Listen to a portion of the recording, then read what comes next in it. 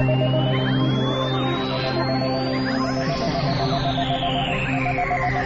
can show you a way out. There's another way around to the road. Another way to the road? You know another way? Good. Come on in. Don't stand there. Look, you show me how to get out of here. I'll give you $1. $3. $3? Well, yeah, all right. Just say the first thing that pops into your mind. You sold me a crummy watch. I want my money back. You know what you can do with that watch? Stick it up your ass. Good. You smoke this, and be sure you get the smoke deep down into your lungs. I don't smoke. It's tobacco. It's one of the healthiest things for your body. Now go ahead. You need all the strength you can get. Now jump up in the air and put it in the basket, Chief. Jump up and dunk it in. Jump up in the air and stuff that son of a bitch in there. Has the whole world gone crazy? Am I the only one around here who gives a shit about the rules? Market zero. You think I'm fucking around here? Market zero. You hear that, Dad? You're gonna pay. He's a molester. He's a child molester. Might I suggest kidnapping the child of a celebrity? Fast ring! Hit me, Chief! Hit me, baby! Put it in the basket, Chief! Put it in the basket!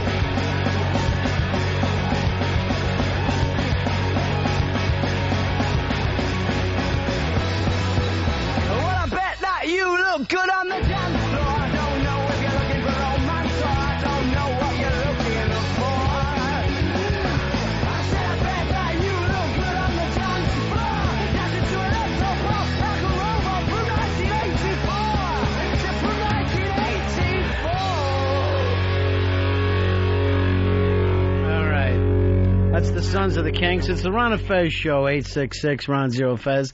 866-RON-0-FEZ. I'm Ron. There's Fez. Hiya, buddies. Earl here, and along with Skinhead, just a big potato-looking head. East Side Dave shaved her down. And for some reason, Fezzy, it's the first time I ever think he's got his work done before the show. He seems to be more efficient, that he didn't have to stop and do his red afro today. He saved some time in his morning process. This young plebe is really turning things around. I really feel like yesterday when I had him doing push-ups and I was squirting him with the hose, and finally I broke him when he decided he had nowhere else to go, and then he went back and actually polished Earl's buckles for him so that Earl would be able to spend time with his family. I think this kid's going to make it. I think he's going to fly jets one day. I'm still not used to the look, though. The head's rather large, and he kind of has a Casper look to him. You can't say he doesn't look better. He looks a million times better. He couldn't look worse. Steve, you're on Ron and Fez. Whoops, let me try again. There you go, Steven. How you doing, pal? You're on the Ron and Fez show. Ronnie, Fezzy, you guys are the greatest. Love you. I cannot believe Eastside Dave allowed you guys to do that yesterday. I shaved my head, and I was literally crying, laughing at that idiot. Well, you know, he lost the bet. It wasn't even a bet against me or Fez. It was a bet against nature itself. He just is so pro-New Jersey, and he shaved her down like a man. You got to admit this about him. He always comes through and pays off his debts. You got to love him. You got to love him for that. And I'm looking right at you, Fez. So do I. Always. Well, he's always spouting off stuff he doesn't have a lot of knowledge about, but still, you know, he did hold his word, and you got to give him credit for that. The only mistake I think you made yesterday, Dave, was the hot sauce in the hair. Now, most of the websites have pictures of the hot sauce in the hair, and it's absolutely. And I don't normally go for the whole kind of fucking punked or jackass thing, but it is kind of goddamn funny. Yeah, I didn't realize, though, that it wasn't going to help me at all. You told me that the hot sauce was going to help my head heal, and that's why I put it on. Who made me the bald-headed expert? It just seemed like I got tricked again, and I didn't want to. First of all, I'm willing to say I made a mistake. I would have thought if your head just got shaved and you had little nicks and cuts in it, a little hot sauce might tighten it up and make it go a little better. Didn't work out that way. Yeah, I believed you, and again, I feel like I was bamboozled a little bit. Well, you live and learn. Yeah. My head was still hot last night at like 2 o'clock in the morning, Mr. B. I'm going to say this. I think that's a mistake we won't make again. And that means, you know, that shows progress. All right, we got a little of the tape yesterday. The head got shaved, and then Earl gets into his head, hot sauce is the way to go, and that's that'll help him on a bald head. Ouch! Ow! Ow! Ow! Fuck! Ow! What the fuck in my head? Is this still hot sauce you put on me? Ouch! No! Help! Ow! The water! No! Fuck! Ow! You're ruining a nice haircut. Don't make a fucking mess out of this place. Calm down! No! Calm down! It's fucking burns bad! Fucking hot sauce is burning me! You need more hot sauce. No! I don't need more hot sauce! Help! Someone help me! No, you're getting the water all over the floor. Someone help! Oh! Get it the hot sauce. You fucking ruined everything. You know, can I tell you something? You need a big boy's haircut. You can't act like that at the barbershop. Who was going to come help you anyway while you're screaming help? Somebody help me. Like a fucking rape victim. And I did the same thing I normally do when a rape's taking place. I switched sides of the street. I don't want any part of it. I wish I hadn't just heard that back, because there's no wonder I was having nightmares last night. Is there anything at all masculine about you? You don't scream like a man.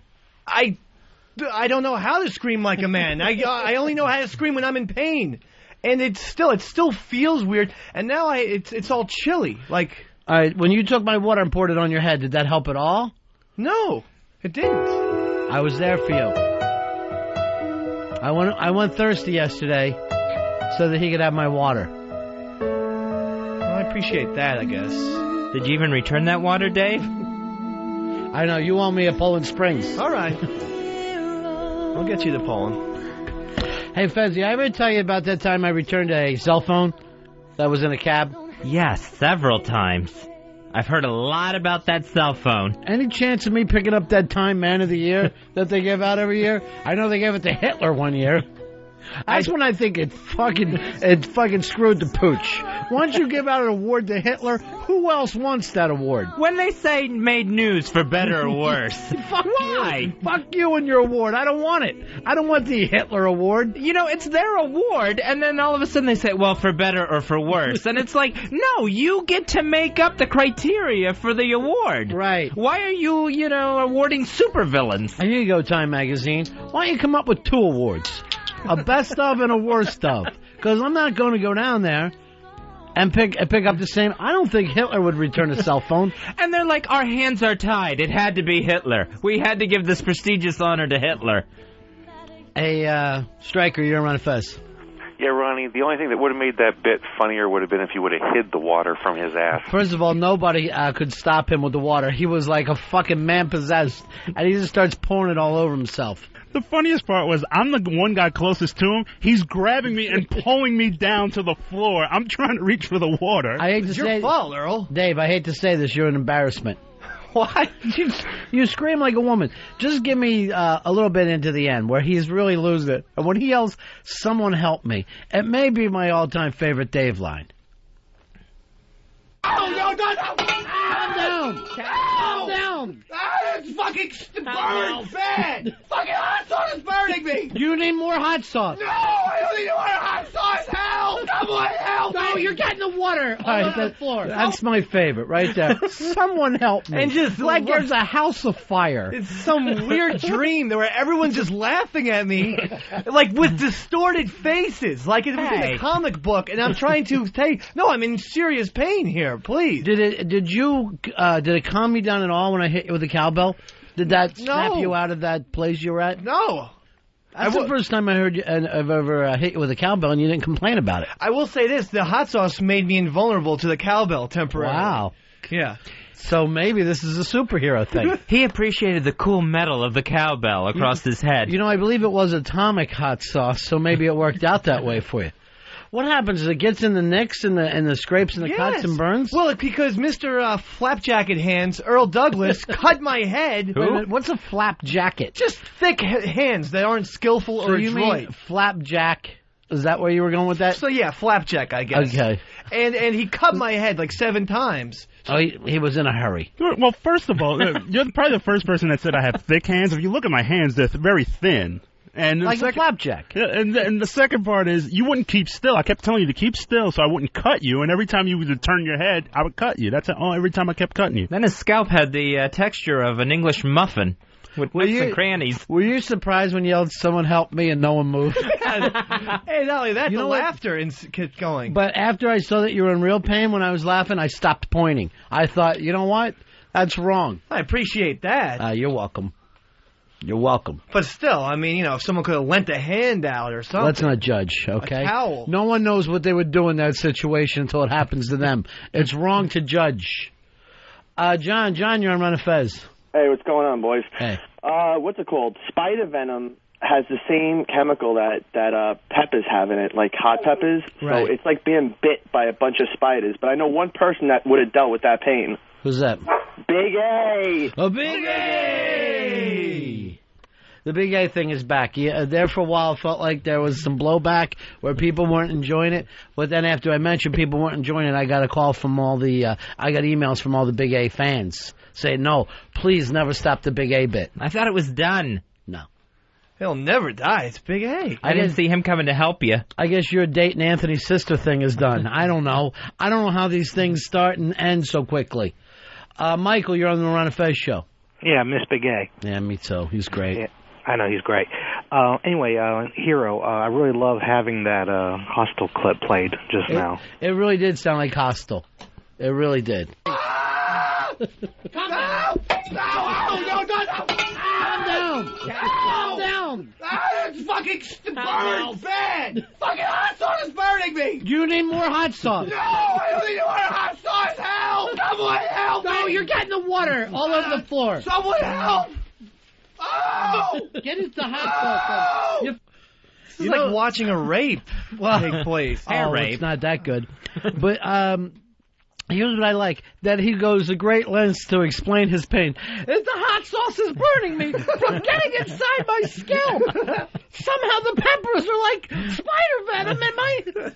You go way up high when you're in pain. Yeah, I don't know what happens to me. It doesn't even sound like me. Did some of that hot sauce drip into your vagina and burn you? No. Burn you in your girly place? I don't have a vagina. Really? Yeah. Fez, here's a $10. Thank you. I am on a losing streak. I think the water made it worse. It just... Spread it. It did. It spread it, and I got. And It's like when you don't want to throw water on like an oil fire. It's the same thing. Yeah, and it was going into my eyes. This really went beyond just getting a head shaved. Yeah, I know. Yeah. I'm not. I don't feel so good today, health-wise, and emotionally too. I looked at myself in the mirror and thought, "Oh man, I thought it was all a bad dream." I'll tell you the truth, though. You smell like Hooters, and that's wonderful. Fez told me I stunk yesterday after. You know what? Fez can be cruel. I'm not going to lie to you about that. I got too close to him after the show, and he still had hot sauce, like it was caked in his ears and stuff. Well, you're the one who's homeless. All right, no. Earl. Make a note of this. Next time we shave a head, no hot sauce. Note taken. No hot sauce. There you go. What more can we do? We now have stopgap notes. We have stopgap measures now. Okay. All right. This is never going to happen again. Jay Lynn, you're on Ron and Fez. Hey, FCC 555. Boys wanted to let you know that was a wonderful vision yesterday, matching Dave screaming around the room, slapping his head. Yeah, I think every website out there has pictures. Mikey Boy makes sure he gets everything out there. Mikey what about Boy, a video? We didn't take a video yesterday. We probably should have. We probably should have YouTubed that one. Can we do it again today? Get it on video? You want to, Dave? Yeah. Come on. No, okay. I can't be doing that. Yeah. I can't be doing that. Because we have stopgap measures now. Well, yeah, and the fact that the pain is excruciating, I don't think I want to repeat that experience. Just doesn't sound like something I want to do. I'll tell you the truth, I think you look better shaved. A couple people have said that, but I don't see it at all. I feel like a monster. Who are some of the people? Some of your gay lovers? No, I saw on some of the boards that, he looked like a real fag before with the hair. Now not so much of a fag. You know what you look like? Yeah. A left nut. And that's the beauty of it. A left nut. See, the thing with bushy eyebrows. Huh? I don't think I can grow facial hair well, so I can't go for the goatee thing. But I still have my sideburns, so it's... Yeah, those scraggly things. They look like they're just free-floating in outer space. Yeah. What did the doorman say downstairs, the Spanish guy? He started laughing at me, and Poe didn't recognize me, so he asked for my ID. This morning, he says, can I see some ID? Poe drinks. I guess. He doesn't know who's coming in and out of here. There's 8 of us. You think you would be able to recognize somebody with a goddamn pill sack over their head. Anyway, it's happened. Let's put it behind us and let's start fresh. I'll try, but please. It's going to be 07. All right. I don't want you ruining Christmas bitching about your head. No, I'm not going to, unless Taylor Hicks doesn't come through. But if he does, then I'll be totally fine with it. He's doing Regis tomorrow, Fez. Oh, he's out there now. Yeah, he's everywhere. Yeah, he's going to start promoting that album. The next hair bet is Taylor Hicks's CD goes to #1. Then I'm next in the barber's chair. Then we'll have 75% of the show will be bald, if that happens. I kind of hope Fez goes under. It'll be a mo and 3 curlies. But if he loses, I have to shave my head, and Earl has to grow it in. So I think that was that right, Earl? You're going to go for the afro? Yeah, I'm going to attempt at an afro. You know what you should do, Earl? Cornrows. I always liked cornrows anyway, but I would love to try that. But you should do it with real corn. I can't do it with real corn. Freaking birds will pick at me. Just paste a couple cobs to your head. I'm starving. We got any corn back there? No, we're fresh out of corn. Fresh corn. Unbelievable. It's not in season, though, right now. So? Well, you gotta wait a few months. You gotta wait till the springtime. I'd eat corn out of the can right now. I'm so fucking hungry. We can get that for you pretty simple, Sure we can. But, I mean, fucking Tash, I'm sure you can. I'm sure you got all kind of connections. That's always in season. Cans? Canned corn, yeah. Fucking idiot. Yeah, you mentioned that Taylor Hicks CD coming out for Christmas. I did mention that. I don't have the Christmas spirit. I just don't have it yet. And I'm someone who gets it like right around Thanksgiving time. Like clockwork, I get the Christmas spirit. You know what this means? What? You're becoming a man. You're growing up. You know who gets Christmas spirits? Who? 4-year-olds. Other than that, no adult really cares. Oh, I think adults get the Christmas spirit. I have it big time. I've got Christmas spirit all Sure, over. You look like a fucking snowball. Why wouldn't you? Of course you do, Frosty. The key You look like Frosty's pinheaded brother. You're not going to get into Christmas spirit unless you put decorations in your apartment or on your house. Once you do that, you get into the Christmas spirit. That acts as the catalyst. So you live alone, and fucking Fez lives alone, and you're each going to put up a tree. Yeah, I have a tree coming up to me on today, actually. Claire's bringing a tree up. And I got lights all over my apartment. Retard. Until Fez brought up Christmas, I was not thinking about Christmas at all. I dread it now because all it means is just dealing with the family, dealing with what they want, what they need. And you don't want to have your crackheaded sister come back and start trouble again like at Thanksgiving. We will not mention the problems at Thanksgiving. What are you getting, a pipe? No. She had a little problem, all right? Hey, I ain't judging. No last to judge. But, I mean, it's just such a headache now. I haven't had a tree since I've been in the apartment. Yeah. Because it's just, why bother? I walk basically through Christmastown to get here and don't feel a thing. I feel nothing. Yeah, Saturday night when I was out walking around, I was looking at the Christmas decoration. I went and looked at the big star on Fifth Avenue, the Rockefeller Center Christmas tree lit up. I am getting zilch. Oh, you know what it probably is? What's that? You're dead inside. That's probably why you don't feel things. Inside, you're already dead. Well, I don't want to be dead inside. I always get the Christmas spirit. This is really weird for me. Just to be really just casual about it. Like, I always put up a Christmas tree and display my Christmas cards in my home, but I'm not doing any of that this year. I just don't feel the need to. Of course not. You're an adult. No fucking adult likes this. Dave is a large child. Earl's an adult, and he hates it. It's the only way to feel. No, it's not. Christmas is for everybody. It goes for not for all. Jews. Well, not for Muslims. No. Not for Buddhists. So don't say it's for everybody. Yeah, but I mean, I won't celebrate Christmas until the Jews and Buddhists and Muslims feel good about it. Indy Mike, here's our buddy. How you doing, Mike? All right. How are you gentlemen doing today? Won't you, big brother, big brother? It's a Big Brother update. What's going on in the house? You know, nothing's going on at the moment. We haven't had any word on Season 9 yet. Oh, jeez. Uh-oh. Not going to happen, huh? Well, I don't know, and you're done with reality shows anyways, is that right? Done with them. Okay. Done voting people off. Although I would go back to Big Brother, the greatest of them all. Well, I hope it'll be back. But the main reason I was calling was to let folks know, because I guess RonFez.net is having some issues. And we've got over at Full Blown AIDS, Dave's the message board that Dave's the moderator on. We do have the pictures posted as well, and we're kind of helping out the what someone termed, I think Stugat said, the orphans from RonFez.net can come over there and post until the other site gets back up. There has been some problems because of Fez's hissy fit yesterday, an attack on ADF. They went and shut the site down for a little while. Well, that's good. It probably needs to be shut down, negativity cleared out, disparaging things about me moved away and deleted. I think they did. Didn't they pull the thing about Fez looking like he was homeless? No, I haven't seen it. I went back to read it and have a good giggle, and no, wasn't there.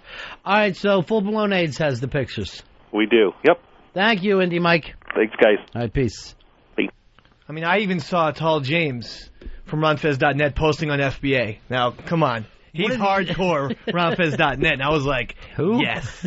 Tall James, he's famous in the web world. He's very tall. And his name is James. I guess he would have to be. I don't know, Fezzy. We've probably talked to him now for 6-7 years. Oh. He's been a caller to the show. Huh. Probably should have noticed his height by now. George, just remember the name and the funny calls he's given us. Always has something clever.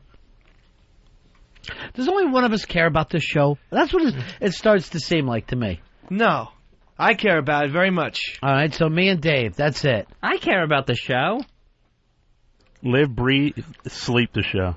Thank you. And I care about it. I know, you've said that twice. That's the timing issue.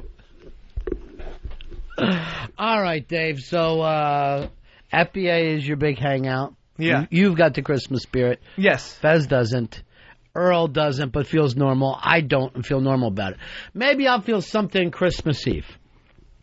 See, if I have to wait till Christmas Eve, I might as well not even get the Christmas spirit, because then it's going to be over the next day. But that's Christmas. That's when Christmas starts, Christmas Eve. And then the next... It's never like, oh, I don't have the 4th of July spirit. It's already June 15th. Why aren't I feeling like fireworks yet? And they burn you out on it so fast now. They start talking Christmas before Thanksgiving now. So it's marketing. It's bullshit. You know, I'm watching this show the other day about stores now. I forget what show I was watching at the time, but they were selling shoes at like $300 a pop, and they're going, of course, what you need to do is make the whole thing into experience now. You know, that the women are supposed to feel something. It's supposed to be an emotional tap on you, and it changes you. It's not about the shoes, but the emotion that you get that these shoes are going to somehow better your life. And I'm like, if that's the fucking point, if that's what shopping's all about, try to somehow control your emotions and spark yourself so you don't need to go blow $300 on a fucking pair of shoes. You know what I'm saying? Yeah. This whole thing is bullshit. The branding, the shopping, it's all a lie. Why are you falling for it? Why do you give into it? Well, people are influenced by television very greatly. Well, stop being. That's the point. Like that saying people are influenced by crystal meth. Well, what you got to do is when you find out that it's running your life, you've got to fucking quit. You got to do the same thing with the shopping, where people act like, well, I'm in the Christmas spirit, I'm out shopping. What the hell's that got to do with Jesus? If you were a Christian, shopping would fucking play zero part into it. It just seems, though, like the stores have so much Christmassy stuff going on in them. Why are they even Christmassy? If they didn't tell you that these things were Christmassy, would you know it from your Bible? No, I wouldn't know it. Absolutely not. So how are they Christmassy? Just with the candy canes, the decorations, the snow. Did Jesus have fucking snow or candy canes? Not that You're saying this is about the birth of a Savior, right? Yes, I Why am. are you fucking giving in to all these other gimmicks? Well, no, I think... And then judging people. Well, you don't feel like shopping. You're not a good person. You're not a good person. You're not fucking running around with a credit card. You know how many shouting matches and arguments I got into over the fact that I didn't put up a Christmas tree or put up Christmas lights? I'm like, what does that have to do with the season? Let me tell you something, Earl. You put up a crack pipe and your family would go fucking crazy. No. At least one sister. Well, no, but there's traditions. And just the fact that that Christmas lights and tinsel on a tree isn't about Jesus doesn't mean it can't be put into the whole Christmas experience. Why is it a tradition, though? Because these stores told you it was a tradition. It came from the pagans about putting stuff on a pole and this and that. But they never told you to go shopping. They never told you to spend, fucking 30% of what you make over the course of a year trying to please people. Yeah, what does eggnog have to do with the true holiday spirit? Somebody explain it. Delicious. After I saw the Pat thing, I don't know if I could ever drink it again. Well, then what does anything have to do with anything? Then don't eat turkey on Thanksgiving. If you guys are so, if you know. Well, here's the difference. Turkey, people sit down and eat and share the experience of the day. But with Christmas, how much money, let's say, does your family spend that fucking day on, let's face it, shit? Yeah, I know my parents spend quite a lot of money. Maybe upwards of $1,000, $2,000. Well, for what? For what fucking reason? Has anyone ever bought you a Christmas present you ever cared about? You know, when people go like, oh, what do you want for Christmas? I'm like, if I want something, I'll fucking go get it myself. I'm going to get it in July. I'm not going to roll the dice on maybe I'll have an aunt pick it up for me. It's crazy talk. The shopping has always helped me get in the Christmas spirit because I always go with my family that day after Thanksgiving. So that makes it more of a family tradition and a family affair, something we share together. And then I'm always shopping for other people, so that makes me feel better. Fez, you say you go with your family, you don't. You go with the women. I've seen the pictures. It's a fucking embarrassment. It's you and a bunch of old ladies wearing matching T-shirts, going out and shopping. And one time you got on the news down in Florida. Watley Family Shopping Spree, annual shopping spree, is what our shirts say. But he has a point, though. At least he's being around people who are also, out there celebrating Christmas. So that becomes contagious. Tony, you're on Ron and Fez. Hey, Fezzy. Hey, Ronnie. Yeah. Hey, guys, let's just say for argument's sake, Jesus was alive today. How do you think he'd buy into this whole fabrication of the holiday shopping thing incorporated by these stores to make money? If Jesus was alive today, he'd throw up in his own mouth. I agree. That's the first thing that he would do.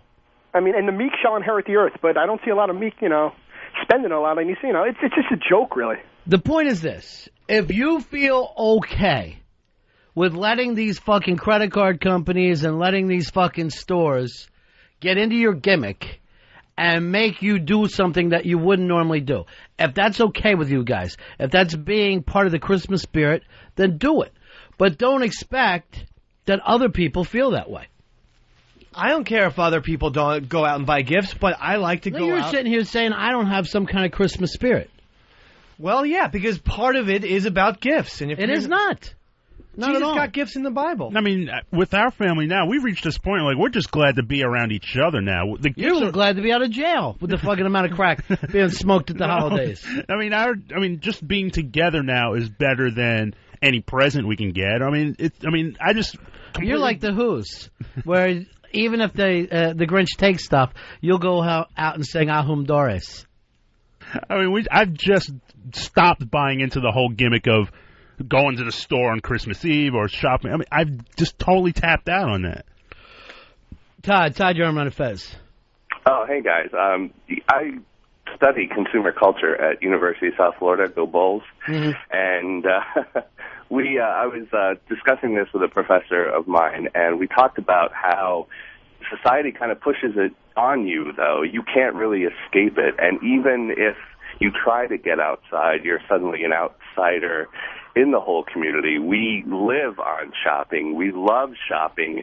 Our Bible has become Sunday's Best Buy ad or Target ad.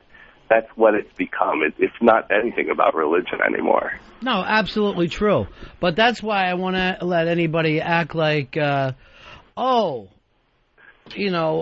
have the spirit. What fucking spirit? The spirit of fucking mass consumerism? That's not fucking spirit. That's being a fucking zombie. Yeah, but you have to buy gifts in order to give them to people.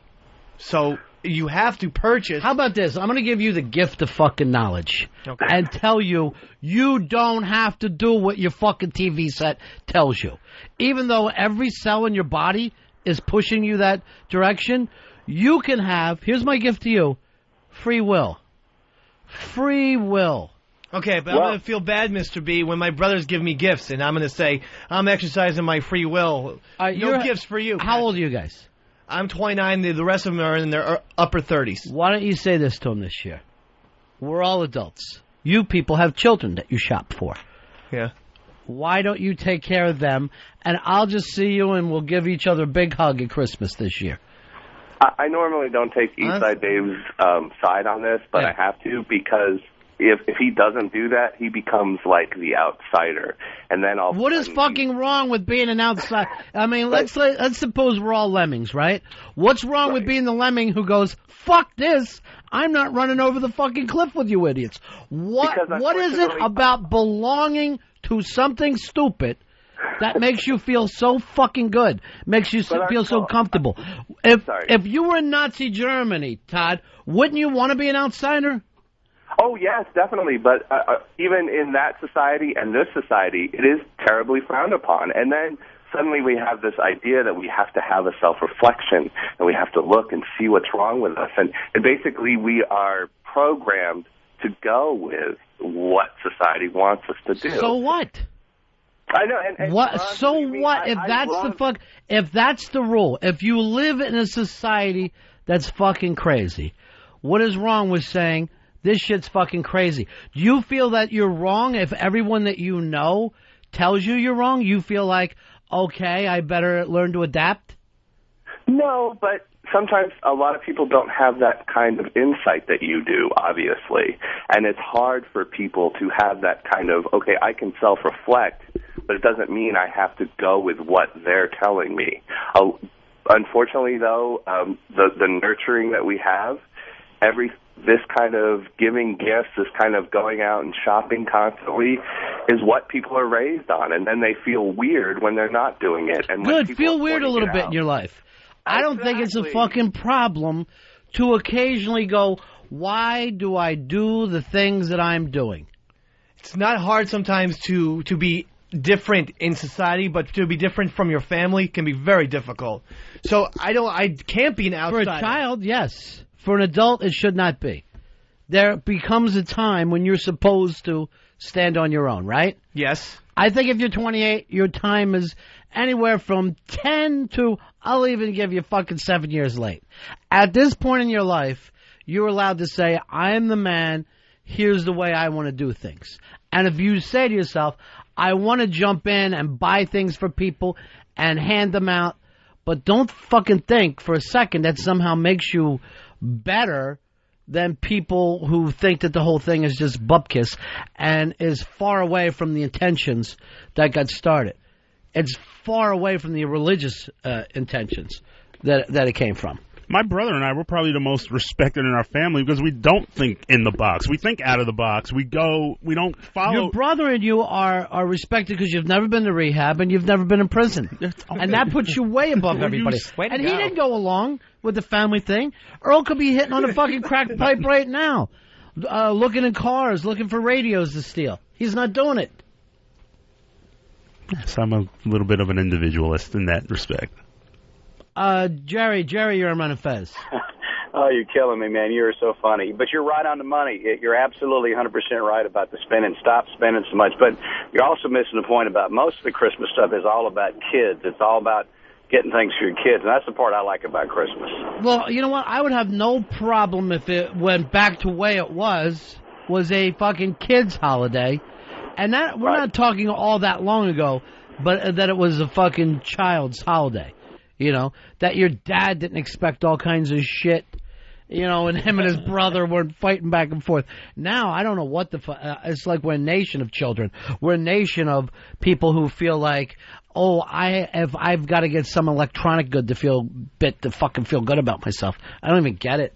Well, that's like the new Lexus commercial. There's a Lexus with a huge bow on it outside in the guy's driveway, and he's, surprising his wife, so she's like a grown child. But still, I mean, what if you like to get gifts? Then if you like to get gifts, you have to buy other people gifts. Then do it. That's not the fucking point. But don't act like, oh, that's the normal good thing to do. My point is this. Why do that at Christmas? Why can't you do that on fucking March 31st, where there's probably a better chance it was Jesus' birthday anyway? But I would argue that one of the themes of Christmas is giving and taking care of your neighbors and your family. So that's hence... If you really wanted to fucking give, you would be doing stuff for poor people, right? If you really wanted to do it in the Christian fashion, you would be doing something for the fucking extreme poor, right? Yes. All right, so if that, you can do whatever you want to do. But all I'm saying is don't act like it's about Christmas.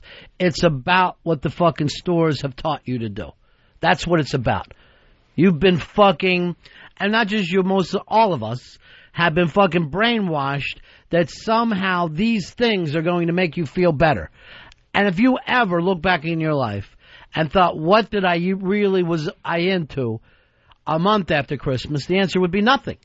You don't fucking stay happy and excited about these things. These are things you don't want, need. They're not fucking needs at all. No, but there is something nice about receiving presents. I understand. I was a fucking kid myself. Go get whatever you want. That's not what I'm talking about. You want to fucking go home and suck your mom's tit? That's okay with me. I'm not telling you to grow up. I'm just telling you, you live your life like a child. All right. You still play fucking wiffle ball? Yes. Fucking drive me crazy. Steve, you're on Ron and Fez. Yes, I love the subject, by the way. Okay, here's the deal. All right, family, we do a Pollyanna. We agree $25 is the budget. So essentially all we're doing is I'm going to give you $25 in a gift. You're going to give me $25 in a gift. Really, we're just giving $25. You're giving me the $25 right back. So why shouldn't we just make each other's gifts? And that Lexus commercial, that guy's like, hey, Merry Christmas, we got another payment. That's not a Christmas gift. Absolutely. And you know what? First of all, you want a Lexus, go fucking get one. Stop acting like a fucking idiot that you can get one on December 25th. I never knew how they found a bow that big to put on a car. Like, who makes those kind of bows? I've never seen them. Elves make them. You know where? North Pole. Isn't it great? Yeah. It's a magical time of year, isn't it? Magical time of year. Walter, you're on Ron and Fez. Hey, what's up, fellas? Yeah. It's really hard to be in the goddamn Christmas holiday when your birthday's on Christmas, man. It's bad enough you got to share your birthday with God and all the Christian believers, and then you got to deal with all a bunch of these happy ho-ho motherfuckers running around. You got to run from one place to another because if you go to this family, they're not happy. If you go to that family, they're not happy. It's just bullshit, man. I mean, the whole thing gets freaking swallowed up, and from my point of view, it's like, who gives a fuck if it's Christmas? It's my birthday. Goddamn, Walter, it's another thing. Birthdays after the age of 5 are really embarrassing. He's not in the Christmas spirit or the birthday spirit. I'll give you up to I'll say 21, if you want to go that high. After 21, you got nothing else to celebrate. You've already been given every right you can possibly get. With me in the shopping, I like being able to find something special for somebody. That's where I get a joy, and I think that's part of the Christmas spirit. You've never given me anything but fucking hassle. You and I have discussed this time and time again. So I'm not going to go back into that gimmick all over again. Here's Peter. You're on Ron and Fez. Hey, I just wanted to chime in and say that, even as an individual, if you don't participate in the religious aspects, there's still social paradigms in place where you're somewhat forced to participate in the rituals. Like, for example, if you work for a company and there's a Christmas party, you're going to be looked at as the outsider if you say, hey, I'm not going to participate because, I don't believe in this and I don't feel the need to have to spend money, because I don't think it's right. So what is your point? Your point is you can't be that guy? It's impossible for you to be that guy? Well, if you want to maintain in our society, if you have a perception, there's an aspect of having to go along with the herd in order to keep up social relationships. Then do that, man. Then be that guy. Be very fucking happy along with the herd. You know what I'm saying? I'm not trying to tell you to fucking stand up. I mean, how many people went along with the fucking herd with the Iraq war? And now how many people are going along with the herd where they're going, wait a minute, the Iraq war wasn't right. You know what I mean? They just fucking sweep back and forth and try to follow most of the time what the television tells them to do. Most of the time, that's how they make their decisions. They make their decisions on what everyone else does. That's what's fucking cool to them. But what gets to me is somehow you got fucking 10 pairs of Nikes. But if you don't have this fucking brand new pair, you're not hip. You're not fucking cool. I'm fucking telling you right now you're not fucking cool. If you need a fucking pair of sneakers to make you feel that way, you're a fucking imbecile. You're a fucking mark. You're a rube walking down the goddamn midway. That's what I'm saying. I just think that you need, if you're going to join in with the Christmas tradition, you're going to be spending money somewhere. You might not be influenced by commercials, but somewhere down the line, you're going to have to buy stuff, Ron. You've turned me around. Thank you, Dave. Seriously. No, I don't know how you do it. I don't know how you're able to do it. I detect some sarcasm there, but From where? What part? From just what part, Hot Sauce Head? The whole sentence is what. I never said that I can fucking dodge the holiday. I'm saying we're all living a fucking ruse. That's all I'm fucking saying. You're acting like it's tradition where I guarantee you, I fucking will sit here and guarantee you, people weren't going in debt pre the 1950s on Christmas. And what percentage of Americans do you think do not pay cash for their fucking Christmas presents? I bet we're up to like 90% at least. It's got to be. Nobody has cash on them. Everybody charges everything. But I'm saying you don't have the money that day that you're still paying off fucking Christmas presents 6 months later. Look at, was it Black Friday? Look at the stampedes that go on for what? For bullshit. For nothing. People haven't gotten hurt. People have gotten arrested. And here's your fucking, here's your goddamn Christmas spirit. They're stampeding on sales made by fucking Chinese children. These fucking electronics are made by Chinese children working in almost fucking slave labor camps for 50 cents, $2 a day. There's your Christmas. There's your Christian. I'm sure Jesus would be so fucking proud of you right now. Because where do you think this fucking shit's coming from when you're at Walmart? Where do you think it comes from? Yeah, it's coming from Asia. Yeah, it's coming from Asia. And what are the working conditions in Asia? Not very good. Yeah. Merry Christmas. Jesus loves you. Come here. Give me a big fucking Christmas. Seriously. Give me a big... Why are you crying right now? Thinking about the little kids? You're upset about the Asians? You're ruining Christmas. Just let me have Christmas. Good. Go have it. I really do love this time of year. It's the one thing at time of year that I like. You got the blue pill or the red pill? Either one you want. I don't give a shit. I'll go red. Red and green, Christmas colors. I'll give you something else. Rutgers. I want you to remember that. They let you down, like Jersey always has. All right, here's the rapper. What do you say, Rap? Hey, how's it going? Yeah. I just wanted to say I couldn't agree with you more, Ronnie. If you describe Christmas to somebody, you said to them, not describing it, not saying it's Christmas, you're going to run around like a nut, spend all this money, wrestle people for gifts, wake up 4 o'clock in the morning and stand in line, people would say, I'm not getting involved in that. But just because it's Christmas and everybody feels like they're obligated to do it, they do. They jump in and they act like idiots. And it gets worse every goddamn year. You know it's worse now than it was 10 years ago. Exactly. I went through this with my sister-in-law. You know, I said, we're all fucking adults. We don't have to buy gifts for everybody. She says to me, don't you enjoy shopping? I said, I'd rather have my nuts put in the fucking bud. You said that to your sister? My sister-in-law. Oh. Sister-in-law. He's not going to talk that way to his own sister. Thank God. Sister-in-law. That and weddings. I mean, everybody now with the weddings, everything has to get so big. Oh, fuck so these weddings, too. I'm so against them.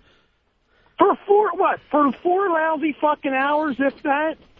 And how many of those people stay together? Exactly. You shell out all this money for a wedding, the next thing you know, you're divorced.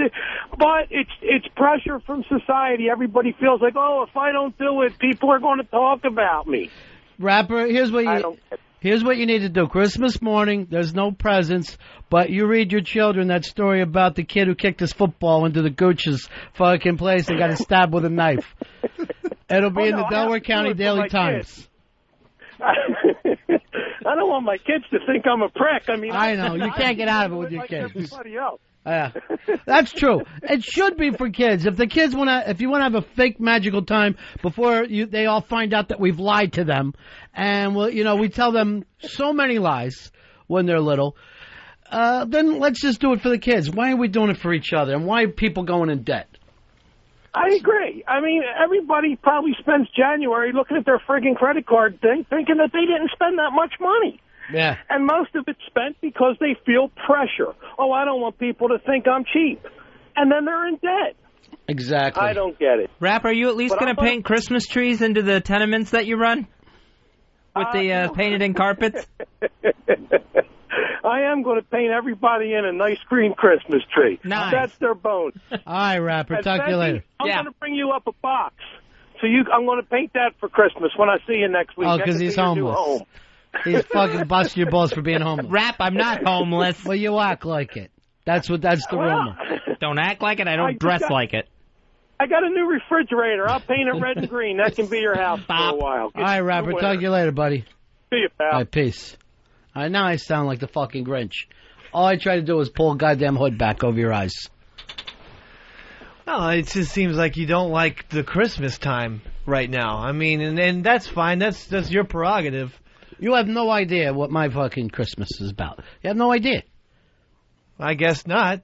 I mean, I don't have access to your home life, your private life. I know that. But I'm just saying, part of being about Christmas is to go out there and get into the mix. Go to the mall. Yeah, that's what it's about.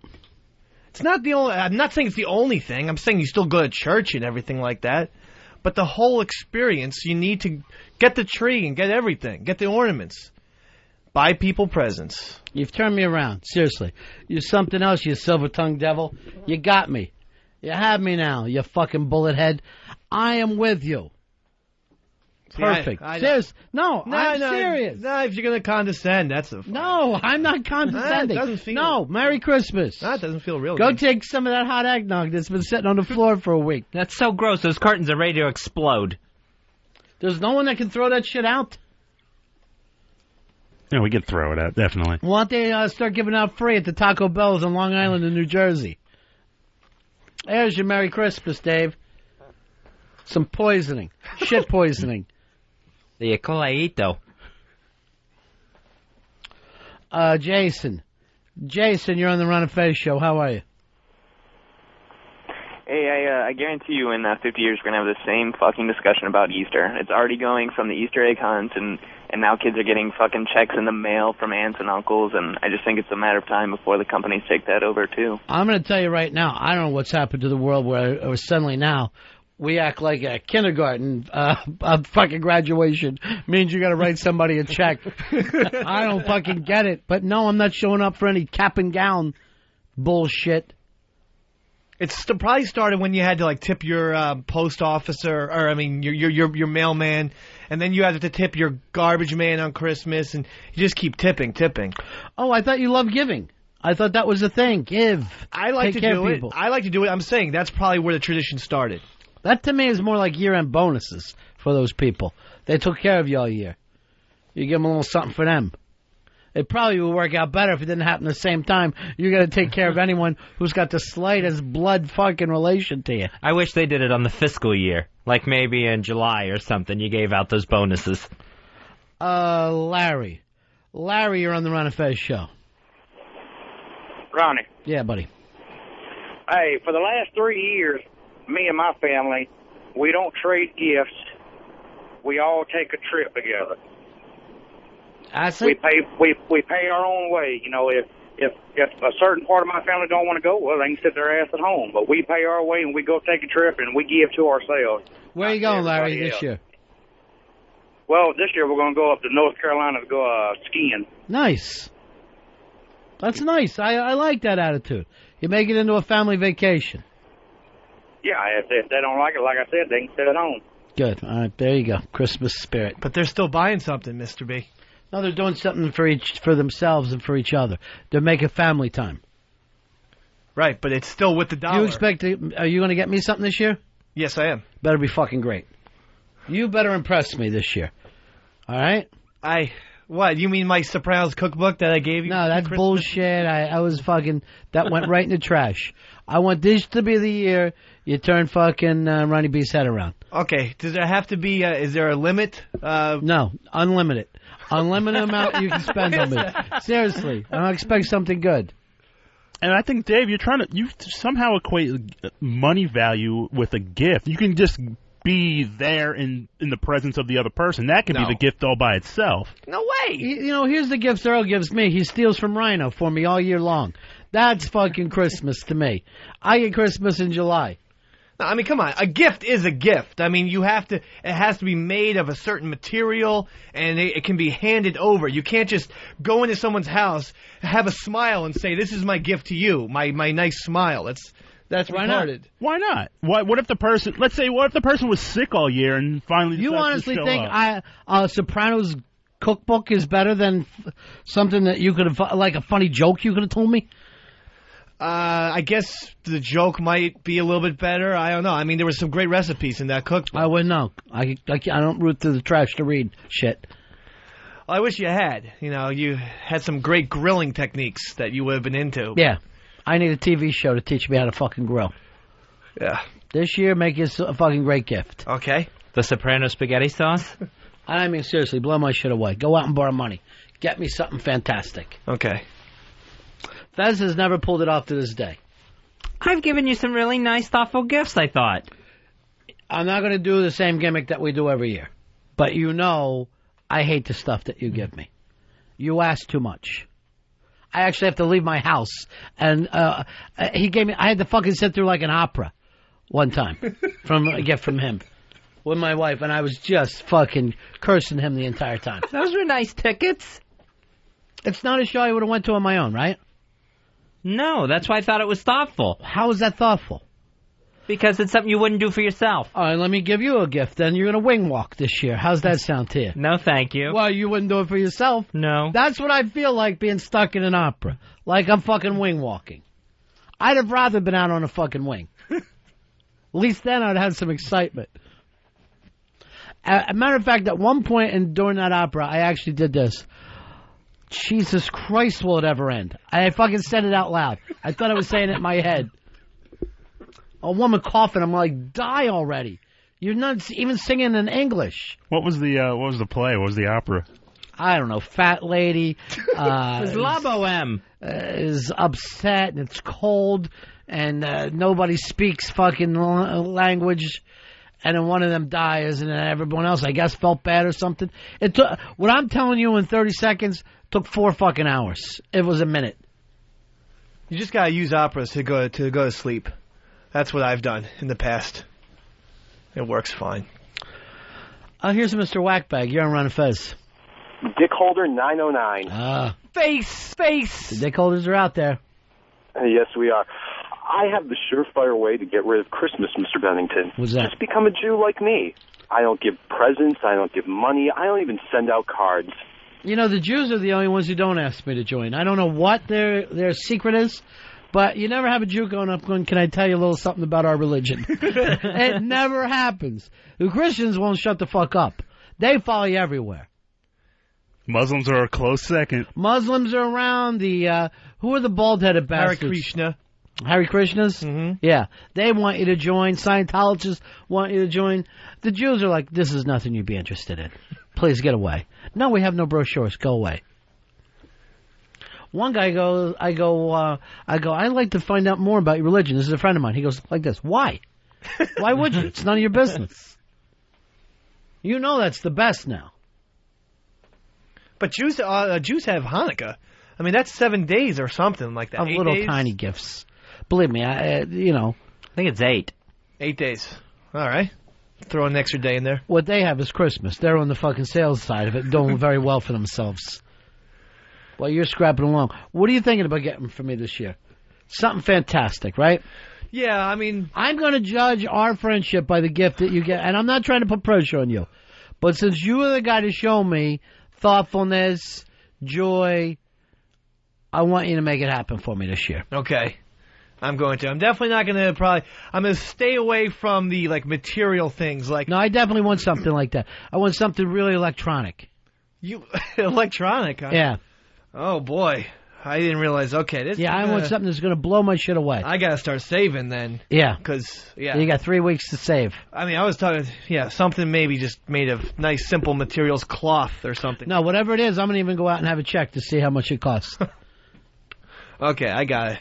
You want a gizmo of some sort, is what you're talking about. I want a gizmo. Okay. I want a gizmo Christmas. Or a gadget.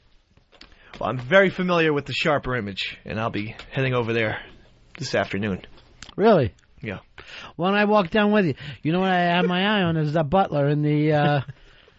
I know you can get it for under $8,000. I don't think that's going to happen. You getting engaged this year for... Oh, no.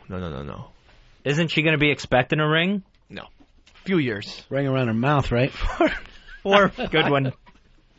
4 or 5 years, probably get an engagement ring, yeah. You almost got married on this show as soon as you started. Mr. B, what if Claire and I get married? I go, you've only been back with her for a week. She still stinks of chef. Oh, man. Yeah, well, I was supposed to do some sort of stunt, and I thought that would be a great topper, but I'm glad you talked me out of it.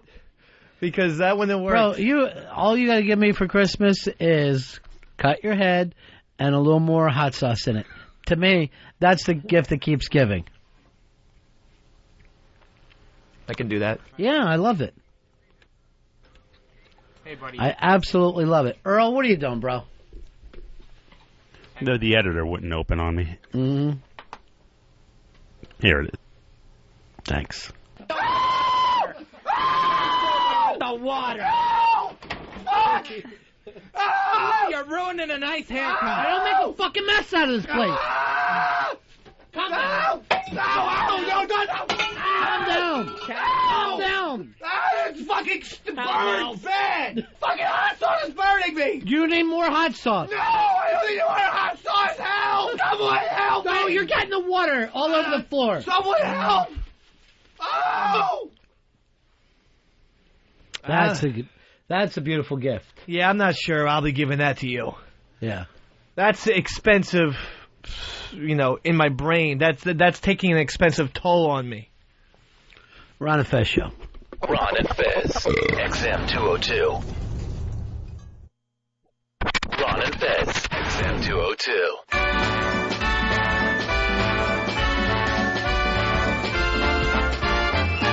It's the most wonderful time for a beer. When the kids are all yelling, my boss said my bonus may be next year. It's the most wonderful time for a beer. It's the crappiest season of all. I got bottles of Seagram, screw those AA meetings and find an 8-ball and get a sleazy crack quarter ball. I don't care about shopping, her fault for adopting, so fuck the kids' Christmas show. Office parties not fun, my boss slipped me the tongue, now I'm on my knees, I must go. It's the most wonderful time for a beer. Those damn carolers singing, now the doorbell's ringing, the in-laws are here. It's the most wonderful time for a beer.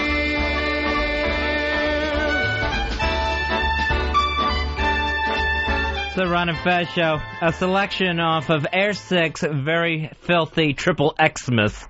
That's available at paulbond.tv. Paulbond.tv. It's our own Billy Staples is part of Airsick, and you can go pick that up this year. Everybody loves the Triple Xmas Christmas special there. It's not putting me in any more of the Christmas spirit.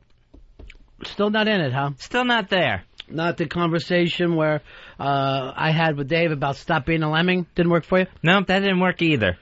You should go out and do something Christian this year, Fez. I probably should. I usually donate, but I never do any of the physical work. Forget the physical work. Do the spiritual work this year. What's that? Why don't you do this? Without thinking about it anymore, just putting it behind you, you forgive ADF and Sheepy, as Jesus would. You show up at that party Friday night. No, I am not going to that party Friday. That would be the Christian thing to do. Am I right, Earl? You're a Baptist. Yeah, that would be the thing. That would be something that Jesus would definitely do. He would forgive, forget, and move on. And move on. That was Jesus' word to us. Forgive, forget, move on. That was his three. I don't remember those. He called it the threefold way. I don't remember those last two. And the forgiveness was more around Good Friday, not so much Christmas. I also found out that Dave was a goddamn liar because ADF wasn't going around telling people at the party. I talked with ADF last night, Fuzzy, and I can say this. He's sad that the whole thing even took place. Said it was a joke upon himself and Sheepy, not you. None of that even makes any sense. A joke upon himself. He used the term homeless Fez. How is that a joke on himself and Sheepy? He didn't say homeless ADF and homeless Sheepy. Threefold way. Forgive, forget, move on. FFM, Jesus' way. And he was talking that smack at the Jesus? Party. Oh no, ADF. Oh. Yeah, he did mention it to quite many people. You heard Monkey Boy on this show. Yeah, I did. Told it to him. And Sheepy told a lot of people as well. And it doesn't even matter who all he told at the party. He posted it on ronfez.net for all the internet to see. You were disheveled and confused? That's what he's saying. That I look like a homeless person. Call me when you want to go shopping. I'll take you out. I don't need to go shopping. I dress fine. I don't dress homeless, Ronnie. I don't want to get a call at 3 o'clock in the morning from Bellevue, and I have to come down there and help you to stop swallowing your own tongue. I did get an email from ADF trying to make amends. Nice. Christmas spirit. It's not going to work. I'm still not going to go to that party. Still not happening. You want to hear what he had to say? Sure. I feel awful. This is the email. The irony is that, like a lot of people, I'm sure, I always imagined us capable of being the kind of guys who could just hang out and do regular non-show related stuff. Now here, is this an apology or is this a request? Sounds like an apology and a request. Then he goes on, the entirety of the jest was how stupid we were for not recognizing you. That's what he said to me as well. That's not true. The jest was that Fez looked like a homeless person. And who uses the term jest? Jesters. Court jesters. We don't have those anymore. If you're truly in a funk of sorts, I hope you feel better, and if there's anything I can do to make you improve, please let me know. I really wish we could just hang out someday and do regular stuff. That seems to me very nice. ADF. That's a handshake. And that hand, Fezzy, could be the hand of Jesus for all you know. That is not the hand of Jesus. Jesus would have perfect vision. Jesus wouldn't wear those big giant goggle glasses that ADF has. I don't remember Jesus mocking the lame. Maybe, I don't know. I didn't read as deeply into the Bible as you. Here's JD. JD, you're on Ron and Fez. Yeah. Hey, I just wanted to tell Fez one of the Christian things he could do this year is give thanks to the Almighty. In my church, we call him the Big A. Big A! Big A! I know this. Big A gets along with everybody. I've never been that attracted to him. I don't see what the big appeal is with Big A. Just cool. All based on coolness. He's cool. Mm-hmm. Then it's like, I don't even know what cool is. I know. Hondo, you're on Ron and Fez. Yeah, being it's Christmas and all, I had a question for Fezzy. Fezzy, I wanted to know how big it was. How big what was? The cross that you're putting yourself up on right now. Give me a break. Big A! Big A! I'm not hanging myself on a cross. I'm not doing anything wrong. I'm choosing not to go to this lousy party on Friday. And I would suggest other people do the same. Like who? Anyone who was thinking of going. I wish people would back you up a little more. You know what? The only one person who backs me up, the blowhard. Really? He sent blowhard. No, it's not as good. It's not as good. He sent me a very nice email yesterday, and he goes, all kidding aside, the constant Fez bashing has got to stop. Yeah, it does. It gets on my nerves a little bit, too. Thank you, Ron. That's 2 in my corner. Oh, you gotta avoid ronfez.net entirely, it sounds like. I don't know. Well, now the site has crashed. I think it actually crashed from negativity. Do you really think that was it? Yeah. I think it's down. From putting other people down. I don't think you... I think you were wearing swaddling clothes. You weren't so much homeless looking. I like loose-fitting clothes, sure. Sure. I don't know if I go so far as to call them swaddling, but I definitely did not look homeless. Dave, you get me that gift yet? The gift that's going to blow me away? Not yet. I'm thinking about it. Chris, you're on Ron and Fez.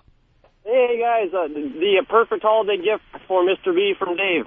Dave's resignation letter and the promotion of Big A! I would love to get that. I would love to get a letter of resignation. Not a gizmo, Mr. B. Sorry, violated the whole... Seriously. Nope. That's something I would love to get. And it's something I know I would appreciate the following June. You could email it. That would make it electronic. Mm-mm. Nope. Perfect. I don't see that happening. Text me.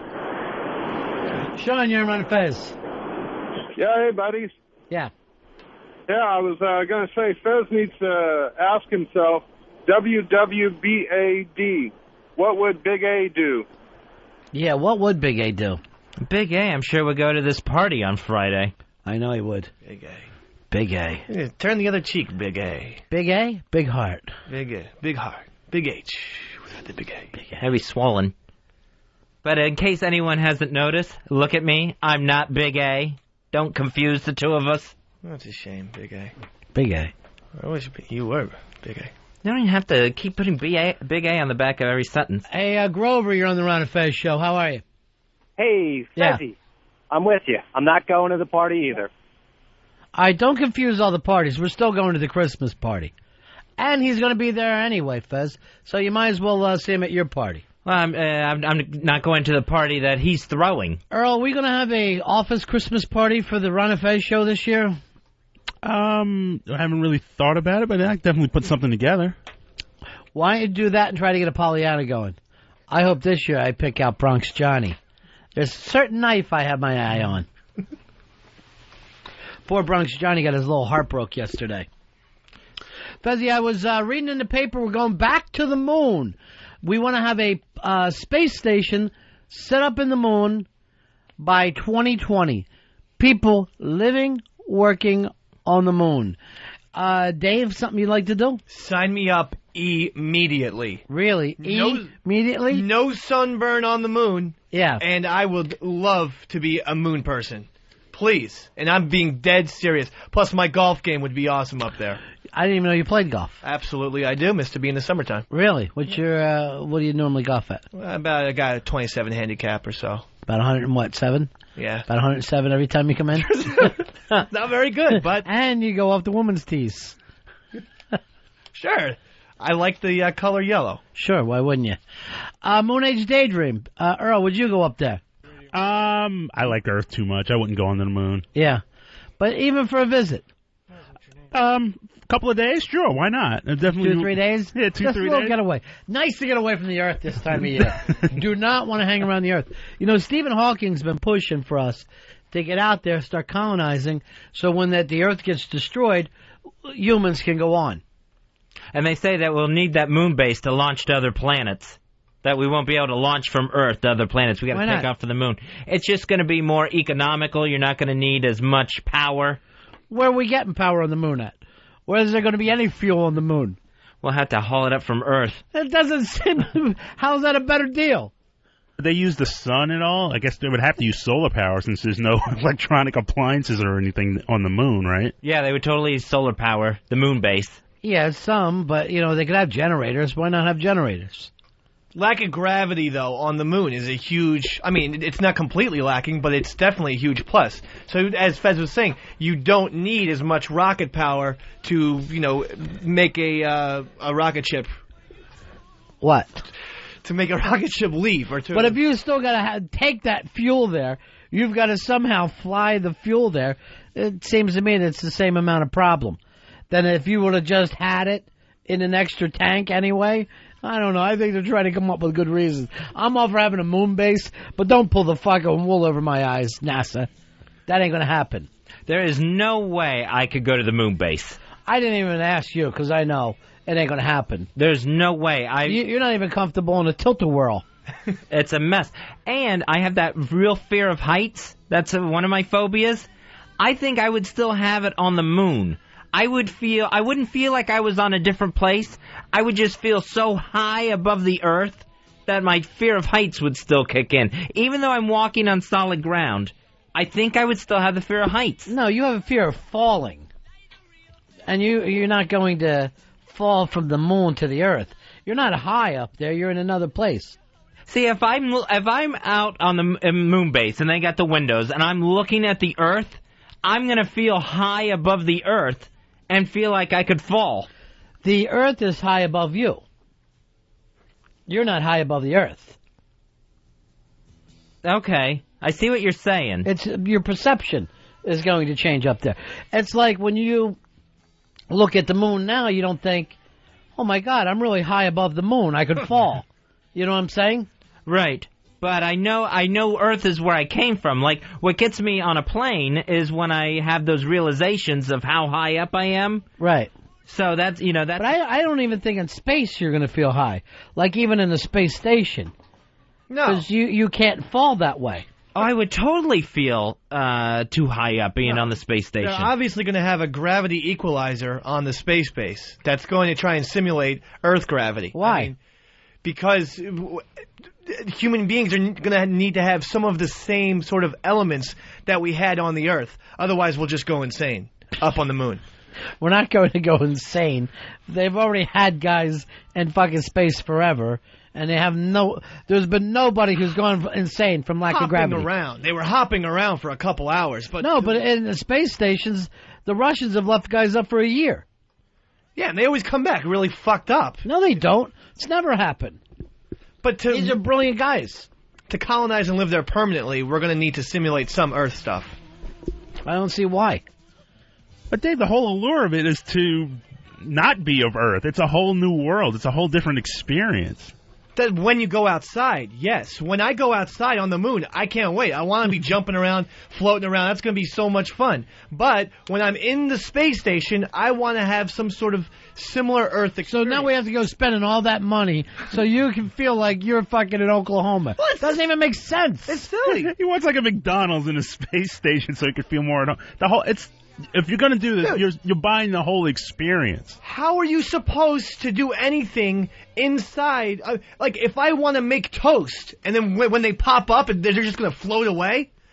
No, we're going to put a toast catcher for you. I'm going to fucking design a screen that it'll pop into. Don't worry about that. Well, if you get me a toast catcher, that's one thing. Here's John. John, you're on Ron and Fez. 6632. Hey, brother, what can we do for you? Yeah, how do you, manage going to the bathroom, in space? Use your rectum. You'll be using your rectum up there. It'll be floating all over the place. Yeah. You just aim up instead of down. I'll shit out the window. What if it, didn't keep floating away? It just hovered. Well, then you fucking really are eating too many. You're eating too much. And you need more bran. You need to go more. Don't wait that long. I hear somebody who understands the moon stuff. It's our buddy Mike the teacher. Hey, Mike, you're on Ron and Fez. Hey, guys, how you doing? Yeah. I think Dave is confusing two things. Being up in space where there is very little what's called microgravity, hardly any gravity at all. And on the moon, there is gravity, Dave.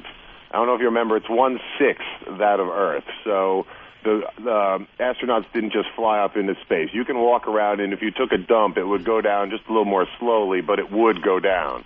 Thank God. Yeah, the shuttle has a problem. How you go to this bathroom in space is basically a condom attached to a tube for urine and a collection bag for your feces. Not a lot of fun. The shuttle has a sort of vacuum, air vacuum type toilet that tries to suck the crap sort of out of your ass with air currents. But nice. Yeah. Well, Ron, your endless fascination with trying to modernize the toilet has always been one of my favorites. Seriously, because it's true. In the last there just hasn't been a lot of updates, is all I'm saying, over the years. Yeah, it basically goddamn technology. We're basically taking the dump the same way Shakespeare did. It just seems Absolutely. like we've moved along with everything else. Same way Jesus did, same way King Tut did. Just real quick on this, why the announcement again? Simple. It's an election year. We had the same thing with Reagan, with Bush 1, and even with Bush 2. Some touted a return to the moon by 2020, which I think this one does. But this is NASA saying it. It's not the president. Right, but without his backing, and that's where it ends. All of these dreams sound good. Apollo cost $30 billion. It was a very hard sell for JFK to do to the public. He only got it through because of the Cold War tensions, because the Russians were beating the pants off of us. I can't recommend enough the book or movie The Right Stuff by Tom Wolfe to show, to remind people that we were beaten first into space, first to walk in space, things like that. Long story short, they go to Congress, they say, how much is this going to cost? When they hear the figure, $400 to $500 billion, end of story, it gets quietly shelved. And that's what it would take, probably, at minimum, to get a real permanent colony. With Apollo, we went real quick and fast. We had 6 landings, 12 guys walked on the moon, 9 are still alive. And that was Apollo. And it seems like ancient history now. Isn't that the weird thing, Ron? Doesn't it seem like a completely different time that we were walking It's almost like we're less now than what we were then. We're down to one space shuttle. The space shuttle is not space exploration. Sending half a dozen people up, I'm stealing Carl Sagan here, around in a tin can floating 100 miles above the Earth is not space exploration. Space exploration is going to other worlds, like the moon and Mars. And this would be tough stuff. The moon is only 3 days away. Imagine a Mars trip. This would be, at minimum, with the present technology, an 18-month round trip. And the big thing would we go crazy in those 18 months to and from Mars? It's fun stuff to think about, but again, it was really an insane lineup of coincidences that got Apollo going. We had a Cold War. We had a president that could sell it, because it's really crazy that when you think about that, we actually went to the moon with the 1960s technology that we did. The computer they used, Ron, your watch has more computer power. Yeah, when you watch this stuff, it's all switches. Everything was mechanical on the trip to the moon. Yeah, I read before that. You ever get one of those little cards that plays like a birthday tune when you open it up? Sure. Yeah. There's more computer technology in that than the absolutely. Than the there was moon about watch. a 4K memory on the lunar module computer. They were punching in what's called nouns and verbs, not to get technical. They're punching in numbers. and nothing was automatic. And that we did it then was amazing enough, and that we haven't returned, I think, is a sin. But Congress just watched interest disappear. What happened is this: Apollo 11, fantastic. Apollo 12, 14, 15, again, amazing. But when the story is amazing, but the plot of the movie remains the same each time, NASA watched in horror as interest vanished. And not to use the cliche out of the right stuff, no Bucks, no Buck Rogers. And the congressional approval for further trips, Apollo 18 was canceled. The space shuttle became this really lame, dangerous, we lost two, program. The space station ISS, we're not sure of what we're going to get out of that. So, unfortunately, NASA, the only good thing they did recently is they vowed to fix Hubble. Thank God for that. We've gotten such beautiful pictures, and that was about to be scrapped. And I remember that was pissing you off, Ron, and I thought that I'm a big fan of the Hubble. What's that? I'm a big fan of the work that we've done with the Hubble. The data we've gotten now is ready for the next 2 generations to study. We haven't even looked at it yet. You know, here's the thing. Out of the entire American nation, and the entire thing, I think the greatest thing that we've done is the NASA stuff. I think when they look back 1,000 years or whatever, back on this period, that's what they're going to remember about, you know, the American Empire. You're absolutely is right. us getting to the moon. Arthur C. Clarke said when things like World War I and World War II are just these asterisks in time, they'll remember that this was the generation that left the planet for the first time. You were talking about, I'll end it with this, the Time Men of the Year. I don't know if you remember, 1968. Do you know who the Time Men of the Year? I'll give you a hint. It was the Time Men of the Year. It was a NASA crew of Apollo 8. They weren't the first to land, but they were the first to go to the moon. And out of all coincidences, they got there on Christmas Eve, 1968. And these 3 guys, in this tumultuous year, if you remember 68, I mean, with Martin Luther King, Bobby Kennedy, just a horrific time in Vietnam, that we had this one little blip. It's insane that also that the moon landings happened at this crazily insane time in America. People think it's insane now. It was crazy back in those late 60s that we had this all going on. Anyway, I'm starting to ramble. Wish we could go back to the moon. Would love to do it, guys. I think it's a little too expensive. Peace out. Talk to you later, Mike. So you're not going, Dave? That's BS. I'm still going. We got to listen to smart people. We got to listen to Stephen Hawking. And as you said... He's not even an American. Well, if you have the Hubble telescope, right, to explore other, you know, dimensions and universes... Dimensions? What dimensions? We only use it for the 3. Well, if you're going to look at it, why not go there? You know, we're going to look at the moon. Let's go there. Let's set some stuff up. You don't have to move 20 million Americans up there, but let's at least get 1,000 people for a small moon colony, and let me be part of that grant. Eric, seriously, you're so incredibly stupid that I can listen to you forever. I'm not kidding. It's like seeing a fucking retard with a microphone. It's amazing to me. This to me, I never thought I could get away with that. Eric, you're on Ron and Fez. Hey, guys. Yeah. Fez should want to go to the moon. There's a flag there. Flag. Wait Flag. Flag on the moon that's still there. All right, here's a scientific question for you, Fezzy. This came into us from a guy named Megatron McDonald, and I guess he got it off of whatever forum that he belongs to. Could 7 unarmed men be able to beat a bear in a fight? Unarmed, taking on a grizzly bear, could it happen?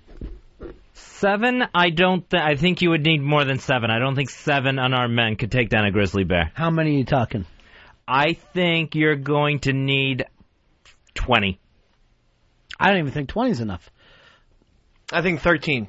You get 2 for the leg, 2 for each leg. First of all, you when you go into this fight, you know you're going to lose. I mean, guys are going to be killed.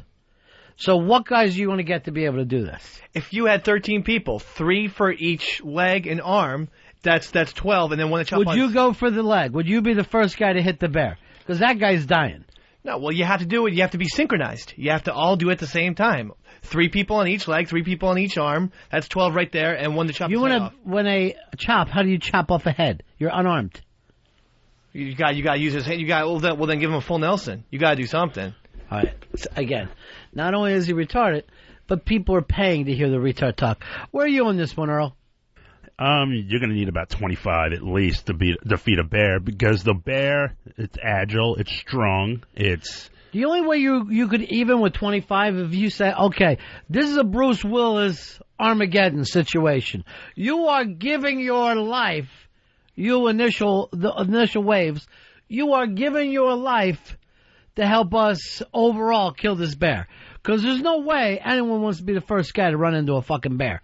You guys have no idea how tough a bear is. We're not talking about a Yogi cartoon. We're talking about a big-ass grizzly bear. Those things pop up like 10 feet in the air. They got claws on them that are like razors. You're going to have at least enough men that outweigh the bear altogether, so that when you dive on this thing, you have enough weight to keep him down and try to suffocate him that way. But, 7 guys going in, punching and kicking, that ain't going to work at all.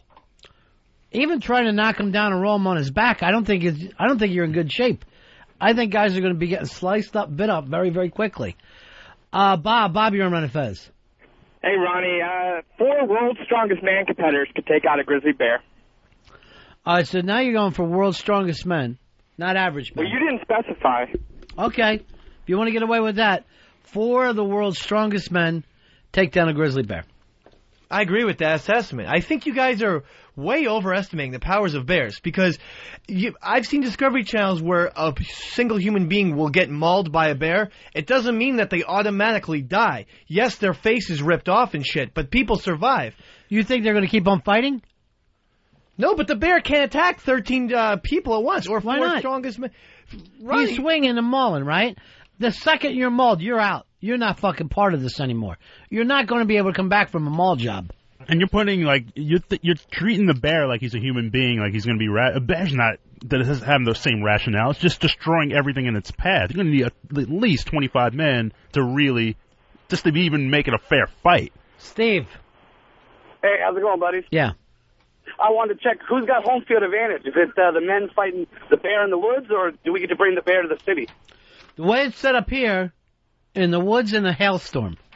So that's going to actually even be difficult for you.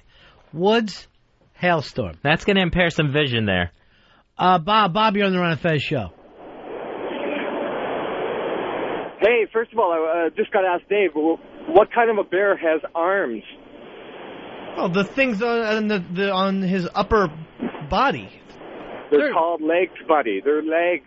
He's got 4 legs. It's an animal.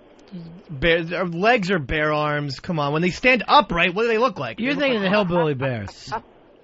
Oh, the hillbilly bears. Oh, wait a minute. So when you're saying when a horse rears up on its hind legs, it now has 2 arms for the time being.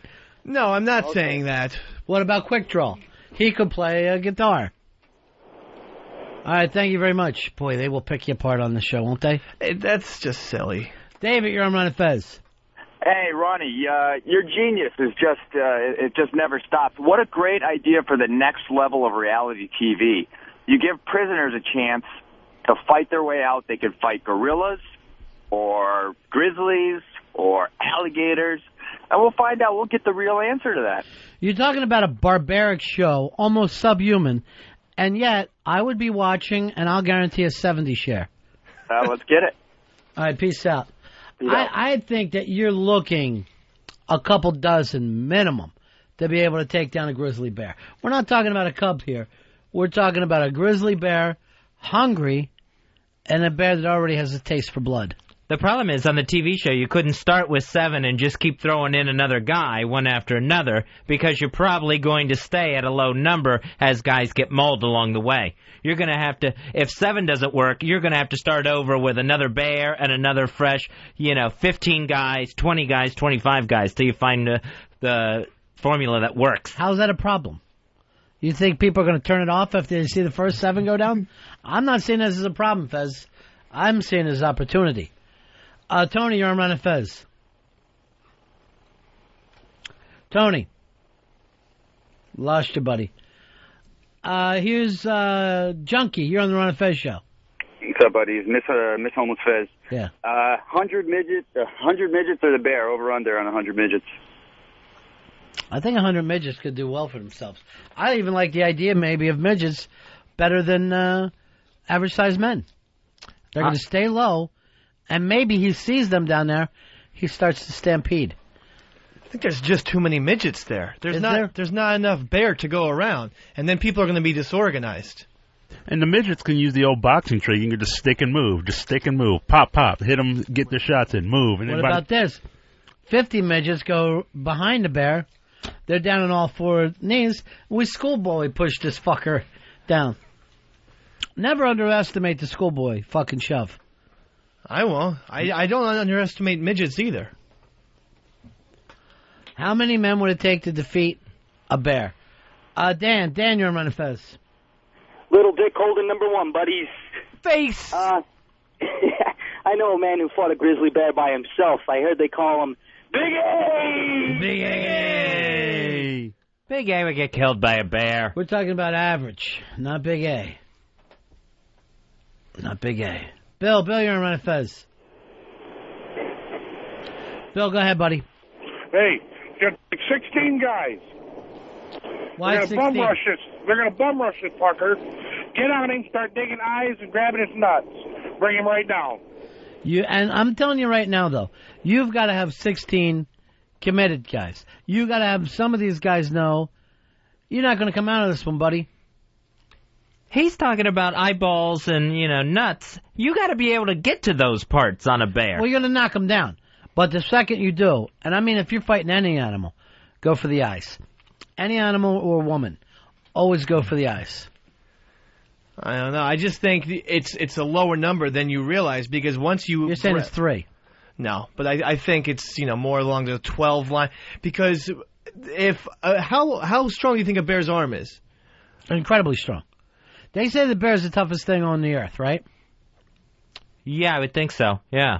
A grizzly bear, they say, is the strongest animal. Tougher than a gorilla? Yeah. Yeah. But I'd love to see that fight, though. So you're saying that 3 human beings aren't as strong as one grizzly bear, like leg? Yeah. I'm saying in a fucking fight. A bear's going to take... First of all, it'll probably take 3 guys to take down a fucking German shepherd that's angry. I don't know whether you've ever fought an animal before. No, I mean a squirrel, but I had a tennis ball in my hand, but... That's nothing. Yeah. I'm telling you right now, you haven't even scraped. Look at how many, when they always have to grab one of these, every once in a while that crazy story will come up in New York where someone's holding an animal. Look how many people it takes to get that thing out of, someone's apartment or... Look at that fucking bull in Spain that chases thousands of people down the street. Well, that's true. But the thing is, hey, is the bear allowed to run away? Do whatever it wants. It's a fight. See, that actually could be the hardest part because bears are fast. I think they can run up to 25 miles an hour. Just to catch a bear is going to be difficult. If a bear's running away from you, that's a good thing. You want it to run away from you. Well, maybe that's the strategy. You get the bear to be afraid of you, then you chase it into a cave where you have it cornered. This bear is not going to be realizing that he's in some sort of competition against 7, 10, 20 guys. This bear's going to just see attack and go all out. It's not going to be just the bear trying to take down guys and stop them. He's out for blood. Here's Brian. Brian, you're on Ron and Fez. Yeah, hey, Ronnie, what about 3.5 retards? I definitely would want some super strength retards involved, but not all retards. Because before you know it, they think it's a puppy, and they're getting fucking mauled one after another. But a couple of retards that you act like, hey, who's got your soda? Who took your Mountain Dew? That fucking bear. And let them get a little fucking crazy. They may even be the initial ones that get mauled while the other guys are jumping on. It's going to take that type of deal. You're going to, it's really going to come down to, can you come up with a plan and live with it? And everybody stay with that plan. Well, the retards, they're going to go in with the windmill forearms, just blazing at that bear. I'm really looking at them as targets more than anything. They don't seem to have a good game plan, just in general, retards. I'm not sure that would work. You people have game plans. Don't put yourself down. I'm not a retard. You want me to play the bit where you let us put hot sauce on your head? I was tricked. Retards always are. Sam, you're on the Ron and Fez show. Hey, Ron. Dave said he thinks that you are overestimating the bear, but he doesn't underestimate midgets. A bear has roughly the power of 10 men in one appendage, not arm, not leg, appendage. There's 4 of them. And you're forgetting the mouth. The mouth can be tearing ass up the whole time somebody's trying to hold down one of these appendages. So, Sam, you're basically taking this up to 50 guys just to make it even. You can't even put enough men on one arm. There's not enough room on one arm for him to hold it. I don't know how you guys think you're going to hurt the bear with your fucking puny goddamn strength. I mean, what kind of shot you hoping to get on this bear? Where are you going to hit it? In the head?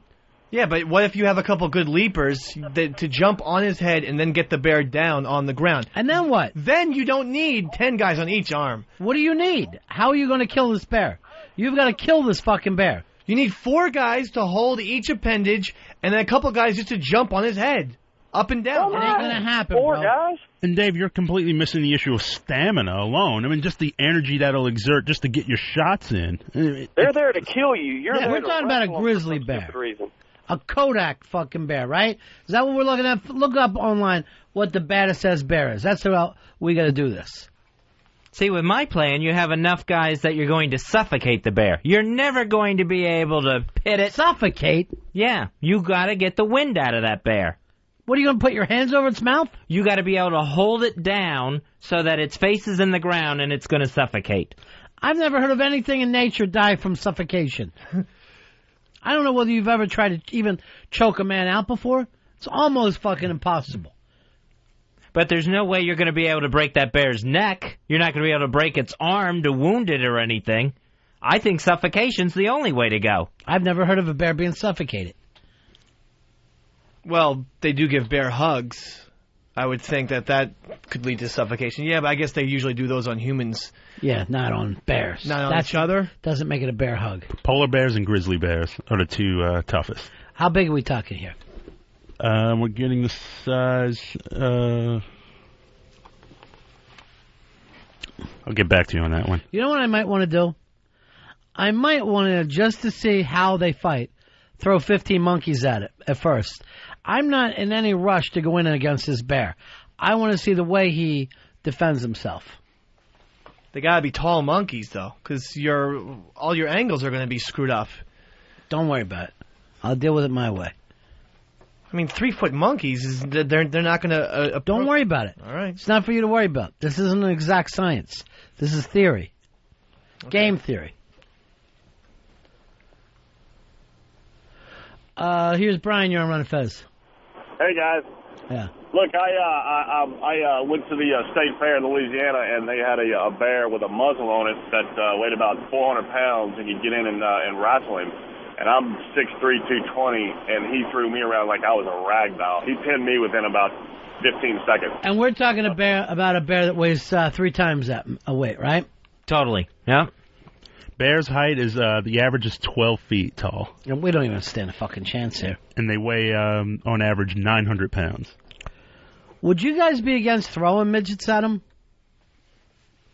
No, I wouldn't have any problem with sacrifice. As a weapon or as a distraction? Both. I really have no problem with that plan. So then you're talking about probably 16 men and 3 or 4 midgets for snacks. At least. Yeah. And 3 or 4 retards. We're going well over 20 here. I might want over 40, 50 men. Matter of fact, I want them to show up, whether we use them or not. I'd like to fucking I want a force that's just going to overrun this goddamn bear. But you're going to have a lot of human casualties if you have that many guys. Could you imagine if we couldn't, if we never came up with tools, how fucking suspect the world would be for us? We wouldn't have shit. We would still be peeking our heads out of caves because of some sort of bear or other creature coming down the street looking for us. What if something else wanted that cave? We got to get out. Yeah, but we do have a lot of numbers. That's the good thing about humans. Now, you know how we got the numbers? By fucking. No, by becoming top of the food chain. Oh. The time of Jesus, how many people were wandering around the planet? 1 million?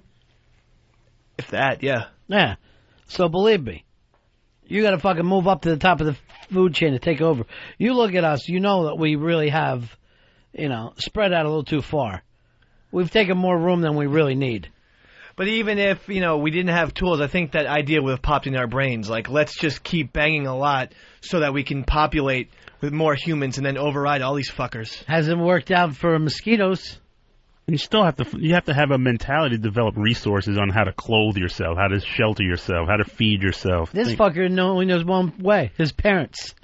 That's the only idea he's come up with so far. If we didn't have the tools or anything, you would have to worry about being eaten every day of your life. You would basically be living like some sort of forest creature that's going to get scarfed up. Oh. Every day of your life. You would never have a moment's peace. You go to bed at night, you got to wonder if you're getting up in the morning, and if you do, if it's in another animal's mouth. It would be that bad. And just other things from the side of medicine. How do we develop the idea just to take care of ourselves when we cut ourselves, when we get sick, other things like that. You don't see them trying to bandage up fucking idiot animals that they are. Yeah, some animals get hurt, they chew the arm off, and then they just keep going. Us, we know how to heal ourselves, more or less. What do you mean more or less? More. I'm glad we evolved past the thing of chewing our own arms off when they get hurt. I would hate to think, that in the 21st century, I broke my hand. Better start gnawing. All right. Can I just say something, retard pack? You've gotten off the fucking initial thing. This is why I worry about us against the Bears. You guys, somebody rolls a ball, you go chasing it. Right now, man versus bear. How many would it take? Here's Jay. Jay, you're on Ron and Fez. Yeah, Ron, I'm going to go with 10 homeless guys going through DTs with T-Bird leading the charge. I am not a homeless. I'm not going to lead homeless people against a bear. That's just stupid. Is it? Yes, it's totally ridiculous. Here's somebody that'll help out. It's Private Pile / Kane. Hey, Ron and Fez, how's it going? It's Kane. What's up, guys? Pile. I'd say it would take about 15 men, 300-pound men. Now, here's the thing. You have 2 personalities, right? Correct. Only 2? No, actually, more. There's probably more that I don't know of. So, you think the other ones are professional wrestlers too? Probably. But the main one is Kane, and that's why I think I would have a good chance against a grizzly, and not a Kodiak. A Kodiak is dangerous, but a grizzly, I think I would have a good chance. If it had a muzzle, but if it had a muzzle off, I don't know about that. Yeah, don't muzzle. Yeah, we're not. Yeah, the bear is fair game. He gets to use here's the thing. Why don't we put muzzles on the men? Just to confuse it. Just to not hear the screams. Did you guys ever see The Edge? The 2 men killed the bear chasing them? Oh, yeah. Yeah, they used weapons. Would we be allowed to No weapons. No weapons? Okay. I guarantee you someone's going to take off a belt and fucking probably ruin it, but the thing is, how can you not? Or a shoe. Oh. They should be naked guys. Would probably be the only way to do it. Oh, if it's naked guys, then you're going to need like 80 people there. I take it. First of all, people are going to be freezing. Hypothermia will come in. No, it's going to be a summer fight. Oh, if it's summer, then 70. It's got to be summer. The bear will be hibernating. All right, he's trying to get on all day. Radio Shark. What do you got for a shark? Well, if it's a black bear, I'm going to try to hit it with some Febreze. Sorry. You waited all day for that, shark? I thought it was my day to be funny. Yeah. See, he's honestly waited 2 hours, and he only stay on the air for 8 seconds. I don't think he's getting back. I know we're not getting back what he's putting into it. Bears aren't allergic to Febreze or deodorants of any kind. I was doing a racist joke. Oh. Okay. How come you can't get anything? I can. It's just he should have made that clearer. Ron and Fez Show. Ron Bennington, Fez Whatley, The Ron and Fez Show. XM 202. Welcome. You've got mail. Oh, yeah, that's it. My porn keeps me faithful. Drop trow in the basement. Oh, come ye before she gets home. Don't let her catch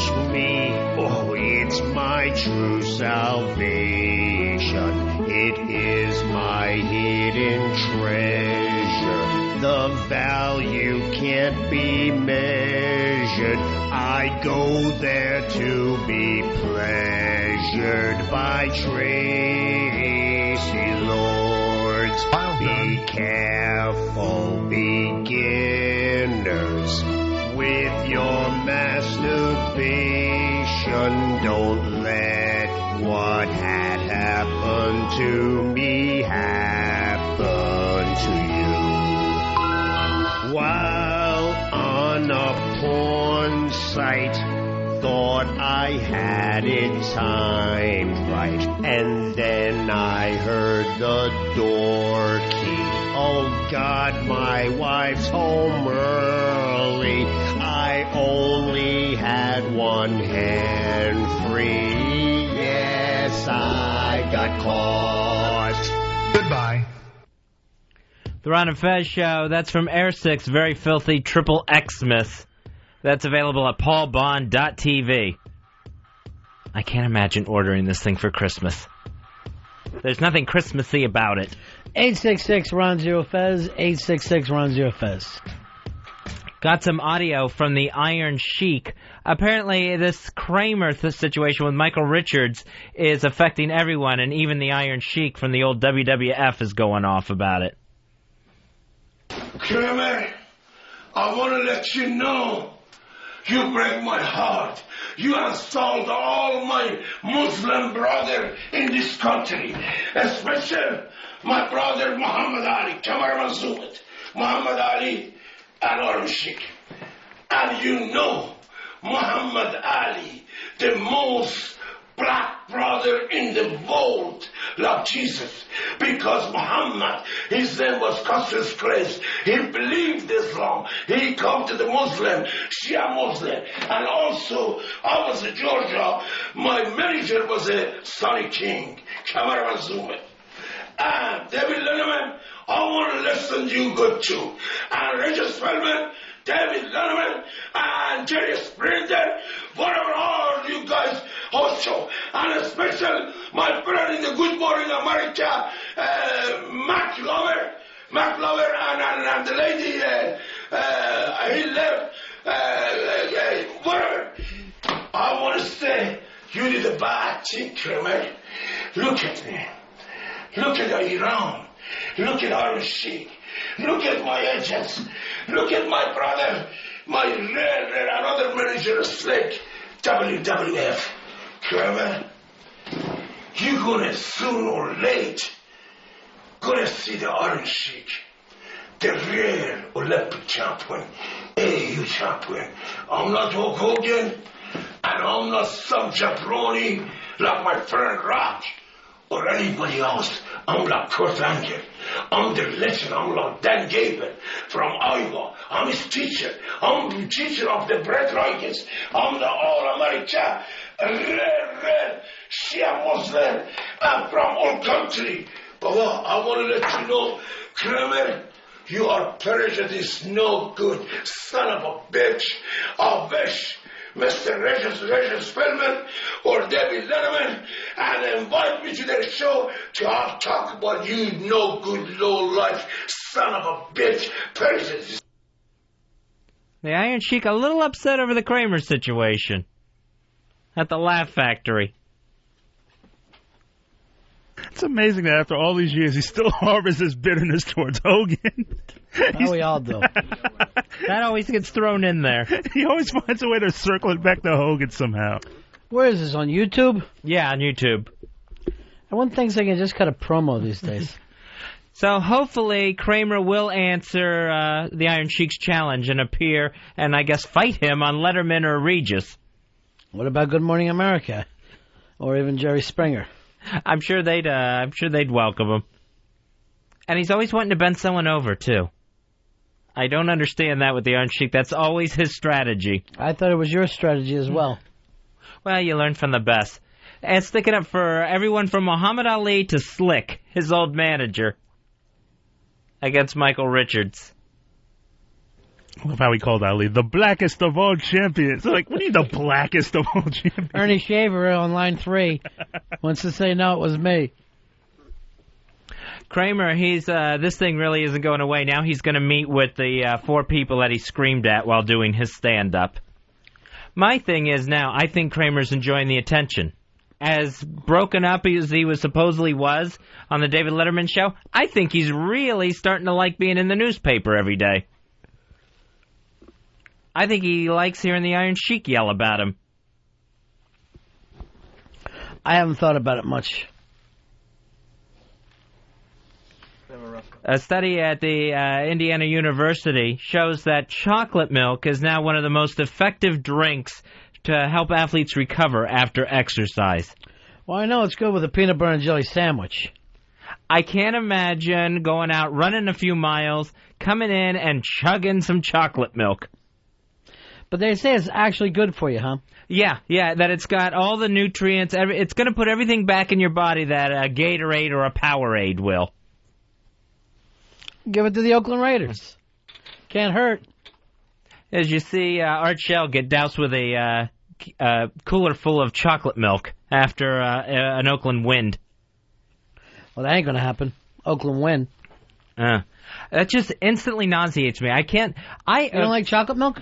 I like chocolate milk, but I get sick if I drink more than like a small cup of it. Like, I can't have a big glass of chocolate milk. It instantly nauseates me. Don't you reach a certain age where milk isn't supposed to be good for you anyway? 3. No, I'm serious. No, but you're only supposed to drink the milk from your mom's teat. That's the only thing that was intended. And the moment that you're weaned from that, your body doesn't need it anymore. Because the only time I can have milk is with my cereal, but I can't have like a tall glass of milk during the day. I'm just not. It just completely wrecks my stomach now. Try chocolate milk after a jog. That's just going to... I would puke immediately. I would be too hot to have a thick, frothy milk going inside my body. Eddie Murphy, he's going to do the 4th Beverly Hills Cop movie. Is he the actor with the most franchises now? He's got those Clumps, Beverly Hills Cop, and that Dr. Dolittle series. Well, let's think. Mel Gibson had quite a few, right? He had the Lethal Weapons. He had the... what the hell was the Mad Max? Yeah, Mad Max. That was 2. Sylvester Stallone used to have quite a few. Yeah, he had Rambo and Rocky. Yeah. Those were and they're doing sequels to both those films. That Rocky, he said he's doing Rocky 6 because he really didn't like Rocky 5. I think that makes it unanimous now. Well, Harrison Ford had the Star Wars, Indiana Jones, and the Jack Ryan movies. True. So he's tied. Yeah, he's got 3 also. And actually, all his were big successes, too. Those were gigantic films. Makes you wonder how they even got into any other time to do any other films when you got that many franchises working. In Germany, scientists have developed a spray-on condom. Finally. It's apparently the way this thing works is you stick your pud in this can and it sprays it from all sides. Sprays some sort of latex spray. What have we been waiting for? Why did it take so long to get the spray-on condom? Is anyone really going to stick their dick in this thing? Believe me, I've stuck my dick in worse. I can't imagine being with a woman. The weird sensation of getting a condom sprayed on. You wouldn't believe the weird sensation of feeling pussy all around your cock. And I wonder how long you have to wait for it to dry before you can actually use it. Before it starts peeling off. And it won't feel like a condom, right? You still feel the natural sensation of sex, right? Why would you? You're still surrounded by latex. Oh, man. Now, if there was something you could just spray stuff on and not get a girl pregnant, I would sign up immediately. Why don't you go have a vasectomy? I don't want to cut my biscuits, no. Go ahead. Slice her open. Let the tadpoles hit the floor. No, that's disgusting. Do you have anything that just makes you explode? Sexually? No, not sexually. I mean... How would you go from one to the other? We're sitting here talking about condoms, then you're saying what makes you explode? Not in an orgasmic sense. I guess in an angry sense. No, Fez, I always think to myself, what would Jesus do? Like with you this week, hanging out with ADF. Robert, you're on Ron and Fez. Hey, buddies. Mike Myers has 3, Austin Powers, Wayne's World, and Shrek. Yeah, that's true. He's got 3. No more, though, right? Not that I could think of. There might be one out there based on his SNL things. I don't know. I don't think so. I don't think there's another one. I think it's only 3. Jacob, you're on Ron and Fez.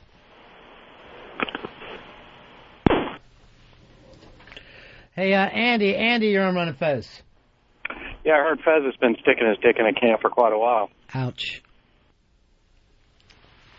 Not the spray-on condom. What other news is out there, Fezzy? What's happening in the world? Rip Torn got arrested again. Possible DUI. He refused another breathalyzer test, but they went in and took him in anyway. Yeah, he looked great. I saw his picture online. Just fantastic. Now, last time he beat the DUI, he took it to a jury, I think, and beat it. Yeah, and then ended up, like, kissing all the lady jurors' hands and everything, and left the courtroom yelling, "I love New York." Ray, you're on Ron and Fez. Hey, Ronnie. Hey, Fezzy. Eddie Murphy was also in Shrek. Oh, yeah, Eddie Murphy gets the Shrek franchise. Eddie Murphy's got to be the king of this. Okay, yeah, so that's 4 now that we've come up with on Eddie Murphy.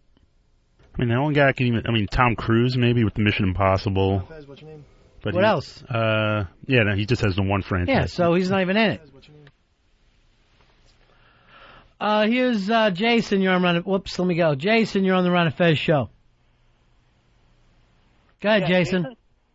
Hey, I just got to call out Dave one more time, although I would have liked to have called him out all day long. But the Jack Ryan franchise was not Harrison Ford's. He came in and replaced Alec Baldwin from The Hunt for Red October, who started the Jack Ryan franchise. Well, you know, Alec Baldwin did one, and Harrison Ford did the rest of them, right? So that's really Harrison Ford's franchise. Alec Baldwin blew that. Didn't Ben Affleck do one, too? He did one of those? Yeah, he did. He did one towards the end. So, yeah, we might have to take that away from... No, I don't know. I think you'd still give all the James Bonds, saying that that was part of their franchise. I think as long as Harrison Ford did, too, it's got to be considered part of his franchises. Gus, you're on Ron and Fez. Eddie Murphy also did 48 Hours. 48 Hours, throw it on there. Up to 5 now for Eddie Murphy. Let's go over the 5. All right, so we got the Beverly Hills Cop series. He's doing a new one of those. We mentioned the Shrek cartoons, the Dr. Dolittle movies, the Clumps, that Nutty Professor series that he did, and 48 Hours. Another 48 Hours. That's 5 right there. And from what I understand, Eddie Murphy will be getting nominated for an Academy Award this year. They just did the Dreamgirls thing down the street last night. Were you there, Earl? No, I wasn't at the Zig. At the Zig? Supposedly at the end of it, standing ovation, people going crazy, and chanting, Scorsese loses again. The press was chanting, Scorsese loses again. Boy, you'd think you'd cheer for someone who would win, not against someone else. That's a rough press corps. And they did it in one of his favorite movie houses, too, the Ziegfeld Theater. What are you going to do? Try to have the best movie for a change. Whoops, lost you. Hi, you're on the Ron and Fez show. Yeah, Harrison Ford also did Star Wars. Yeah, we know that.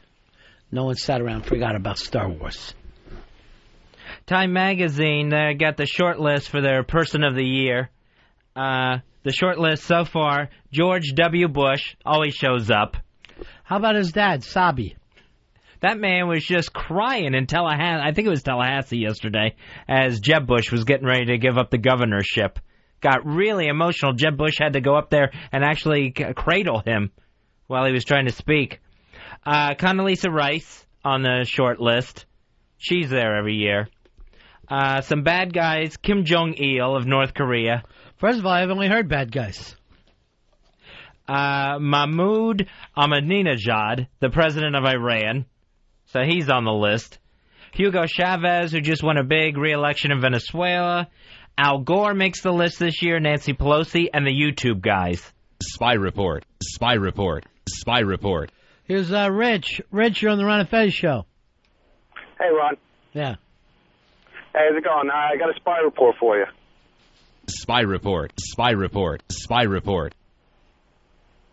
Paul Heyman fired by ECW. When did this happen? Apparently last night, he wasn't happy with actually, I think it was Monday. He wasn't happy with December to dismember the pay-per-view, which was horrible. And him and Vince McMahon had fallen out, and I guess he wind up getting fired. They actually announced it on WWE.com today, I believe. Wow. All right. Thanks, man. No problem. Peace. I think it's a mistake to get rid of Heyman. Arch, you're on Ron and Fez. Hey, buddy.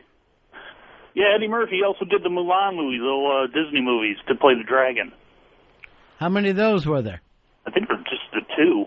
There was the main one, then they made like an extra kid movie.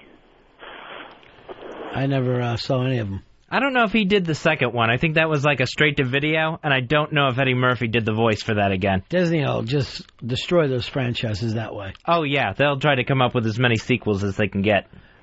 Well, are they? Do you even consider them sequels if they're straight-to-video, though? I don't. I consider a sequel something that's released to the public through theaters. This other thing is like a ripoff. It's like saying that a TV show is a sequel. I always consider them a sequel just because they threw the number 2 after each one, like Snow White 2 or whatever. What do you think, girl? I don't think so, because you always see those really bad remakes that go straight to video. It'll be like I don't know, like Poison Ivy 6. Right. Those things don't exist. But I don't consider it a sequel because they just go straight to home video. I don't consider them sequels. Eric, you're on Ron and Fez. Yeah, Mike Myers. He also did Halloween. Here's Luke. Luke, you're on Ron and Fez. Luke. Yo. What can we do for you? Oh, hey, I just wanted to, Eddie Murphy, I don't know if you consider him movies or not, but he had Raw and Delirious, too. Those are some great stand-up movies. Yeah, I don't consider that a franchise.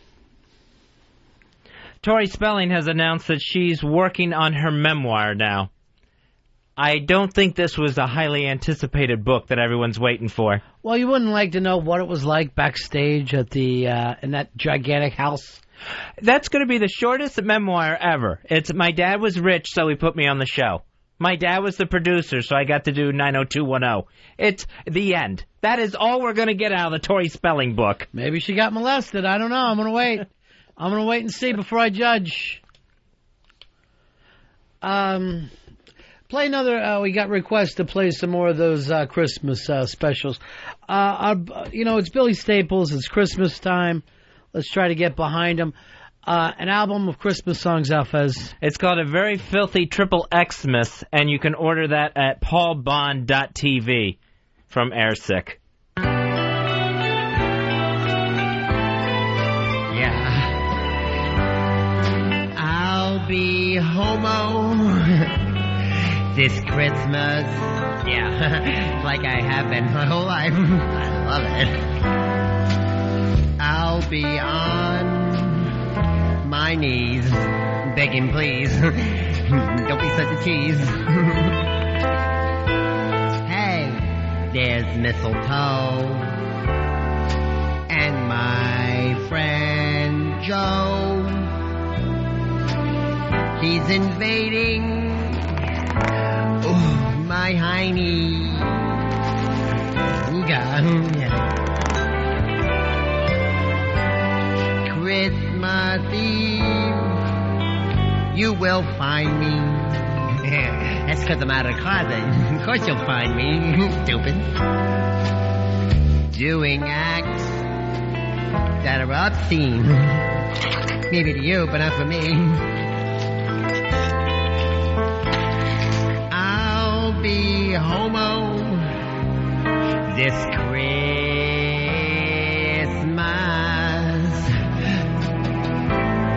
I'll be dropping some guy's jeans. It'll be Ralph. I'll be down south with him in my mouth. Ooga. I will be on all fours. You know, with my butt propped up perfectly in the air so you can enter me. Being boned by Santa Claus or anyone else is there. It doesn't matter to me. I'm not picky. I'll be homo this Christmas.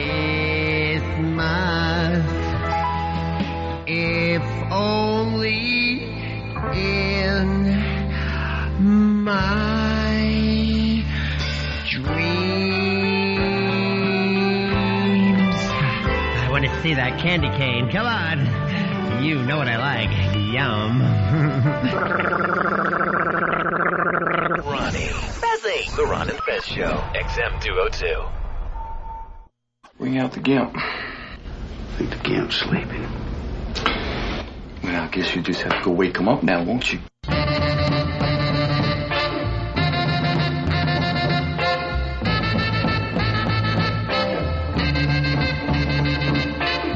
Oh! Jesus! Ah!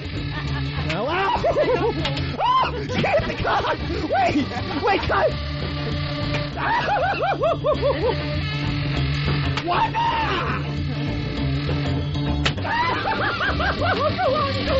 Uncle! No! All right. Ow! Ah! Ah!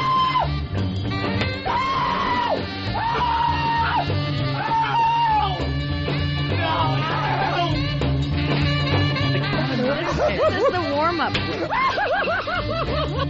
Ow! The cold guy. Ow! My fucking shit! No! Ow!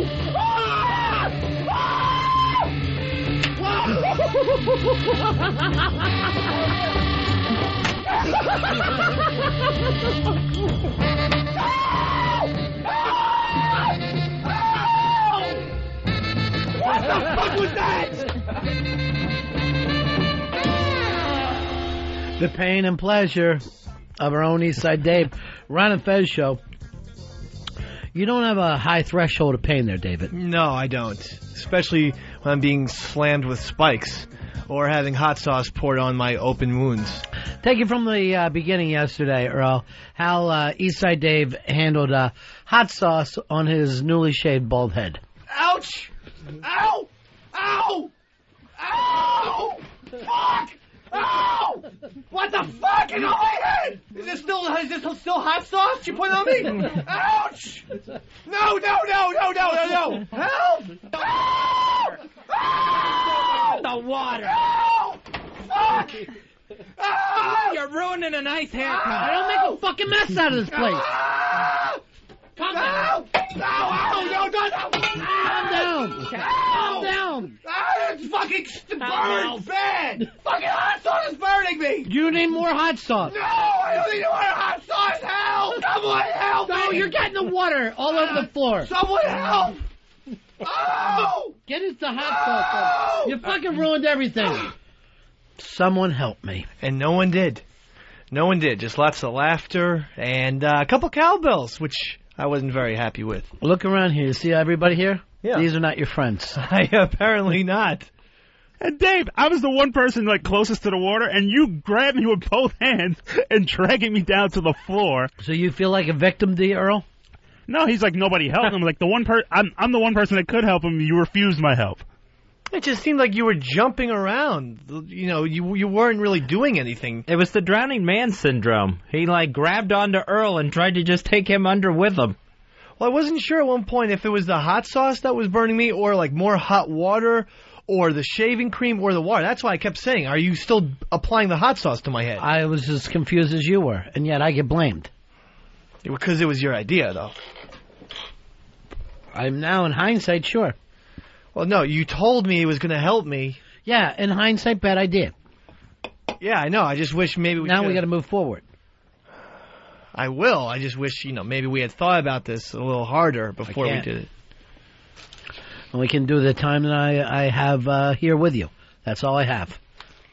I can't go into the past. So tonight is the night that the girlfriend gets to see the new bald head for the first time, huh? Yeah. Claire? Look on TV. Gwyneth Paltrow says she never said any of that shit about America. Yeah, apparently that was like in a Spanish article or something like that. Back to the beginning, the way this went is some article had turned around and said that Gwyneth Paltrow said that she enjoys English people more than American people because we have a tendency to talk about work too much. And over there they talk about other things. Art, philosophy. Stuff that our tiny little American minds can't understand. We like talking about The Simpsons and football and how much money we make. And she couldn't be more wrong. There's just as many dumb English people out there. Agreed. She makes it sound like everyone's having tea and is a member of the royal family, when I used to bang a British broad, and trust me, stupid she was. She was just as dumb as me. Yeah. She was just as, or just dumber. as smart. I'd say dumber. She was. And the funny thing was, we were both waiters, and so she would, ask people, oh, would you like some dessert? And people would say, oh, you sound so intelligent, so smart with that accent. That is true. And no, she could barely, she didn't use her verbs properly. She would say things like, we is going to the party today. Black? No, like she would say the word is in that way, but it would be with her. We is going to the party today. And people would be like, oh, you sound so intelligent with that. Was she redhead, too? No, blonde. Skank? I don't think so. She was... Cockney? She was a bit Cockney, yes. But she was a nice girl, but she wasn't bright at all. And she wasn't sophisticated at all. No, she had to be a dope, a fucking knuckle draggler to be with you. Where were you? You and her slinging fucking wings together? No, it was a 4-star restaurant. Sure it was. And of course, we only would have 4-star generals come in. And Gwyneth Paltrow, of course they're going to talk about art and philosophy. She's an actress. She's going to probably be around people who deal with that every single day. So how many average people does she run into in England or anywhere else for that matter, where they're having just a general conversation? Yeah, right. Her dad was a director. Her mother's a great actress. She's never had a normal moment of life in her life, ever. She grew up, with... Yeah, I mean, look at the guys. Brad Pitt, she dated, Ben Affleck. And now... she's married to a fucking rock star. Coldplay. Chris Martin of Coldplay. I thought his name was Coldplay. Cold sore. That's what I call him. So, so of course, all we talk about is art and philosophy and things that are, she could probably grow up, what, Upper East Side, Upper West Side? That's all she's been spoon-fed her entire life. Right. And, regular people talk about work. Sorry, Gwyneth. Sorry that, we don't have what do you fancy... what do you do? You sit around with your friends? Oh, no, my head was burned terribly yesterday. My one friend... Interesting, David. What line of work are you in? Sure. We're lunch pails. We're common Joes. We talk about stuff like that. And I'm sorry that not everyone has, can talk about champagne and fucking Wordsworth, Paltrow. You think... You fucking Wordsworth? Bitch. Why are you mad? Because I hate this English superiority thing, and it's been boiling over for years. I still think she's hot. I don't care what anybody says. Wade, you're on Ron and Fez. How about it, Ron? What can we do for you? Just calling about Gwyneth Paltrow. What about her? She came to where I grew up when I was little to film The Great Santini, and she and her family seemed pretty nice. She, at least when she was 5 or 6 years old, wasn't very stuck. Yeah, her mother was the mom in Great Santini. Roger that. Yeah. That's all I got. Terribly exciting, but So there you go. She was nice when she was a child. Well, fine. We all were nice at one point. Now she's a big, tall bitch. What is your problem? Way too tall. Well, first I have the personal thing with her and Affleck giving me bad looks when I just was trying to open up some beers at Goodwill Hunting. I wasn't causing a stir. From what I understand, now people have written about this and saying when Goodwill Hunting came out, those two weren't dating. She was still with Brad Pitt. Well, people are 100% wrong. I'll take a lie detector on it. And by the way, there's always weird stuff. Maybe you were yelling at Brad Pitt that night. I wasn't yelling at Pitt. I know Ben Affleck very well. And why would Brad Pitt wasn't in Goodwill Hunting? Ben Affleck was. You weren't in the movie. Yeah, you were there. No, I mean, it wasn't a star-studded movie debut or premiere, as they say in the biz. It was just a regular... The bald biz. Chris, you're on Ron and Fez. Hey. Yeah. They, this morning she took all that back. Yeah, I know she did. She said she was misquoted, and she loves America. About it. She didn't say she loves America, but she said that, this is all false. And I know you guys are going to jump all over me about this, but I'm Mr. America. I'm a crazy right-wing nutcase. But you're a bit smarter than Americans. I mean, much smarter. Most of them are bilingual. First of all, we're dumb as fucking dirt. And I think we all know that. There's cities in Europe that have larger arts endowments than America has. But she didn't say Europe. You just said that. Arts endowments, does that make you smart? You just said you're a right-wing fucking idiot. You don't want these things. Yes. arts and diversity and things of aesthetics, yes, does make you smarter. Yes, so that makes you better than that. So why are you right wing then? Because I make a lot of money. So, but what you don't want is your culture to be better. I'm socially liberal, but I'm economically conservative, let's say. But yet, where do you think these endowments are going to come from? Well, I actually think that people like George Soros and Gates should be putting money in. I'm a Mr. Take the Village. I believe in no more. I believe there should be no Department of Education. I believe there should be no NEA. I think there should just be, private industry should take care of all this. Because private industry is so together and they're so fucking moral. How do you fucking know? How do you know they're together? We would never had that. It's been first of all, I can't think of a major corporation out there that I don't view as scary. I think they're fucking bumfuck out of their minds. And if we didn't stop them, they'd pollute every goddamn river and the sky and anything they could do. And the only reason these guys ever capitalism. The only reason that these guys ever stop, the only reason why we don't have children's working in fucking work camps in this country is because the government had to walk into these places and stop them from doing that. Well, my son's 7. He makes a mean pair of shoes. Thank you very much, my friend. 866-RON-0-FEZ. 866-RON-0-FEZ. Hey, Bill, you're on Ron and Fez. Hey, Ron. Yeah. Gwyneth Paltrow, her and Chris Martin. They can just, I hate them. Favorite movie that she was ever in? 7, because she got decapitated. I see. This is what it's going to be like when I do one of these pro-guy shows. No, I think just people... Dumb it down to your level? No. People are angry when Hollywood celebrities who made so much money in this country then have to talk shit about us, and it's always overseas. And I'm the biggest Johnny Depp fan, but he's got to say we're like the puppy that bites, too quickly. And then she's got to talk shit. Yeah, freedom of speech should only work in this country. We should all watch what we say all the time. We should all be careful. I'm not saying that. I'm saying don't do the generalization thing, because that's something that you wouldn't like. She wouldn't want Americans... You just said Hollywood fucking idiots. Well, I made people people generalize. Kate, you're on Ron and Fez. Hey, I can't believe I'm doing this, but I have to back up Dave on the whole Gwyneth Paltrow dating Ben Affleck during Good Will Hunting. It was happening?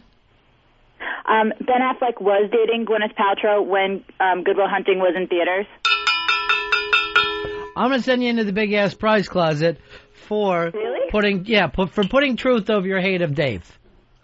I had to take the sacrifice, Hold on, Kate. We're going to get you a CD copy of Sinatra Vegas, courtesy of Rhino Entertainment. It's a 4-CD set containing previously unreleased live material from the 60s through the 80s. Plus, it's got a bonus DVD that is available at rhino.com.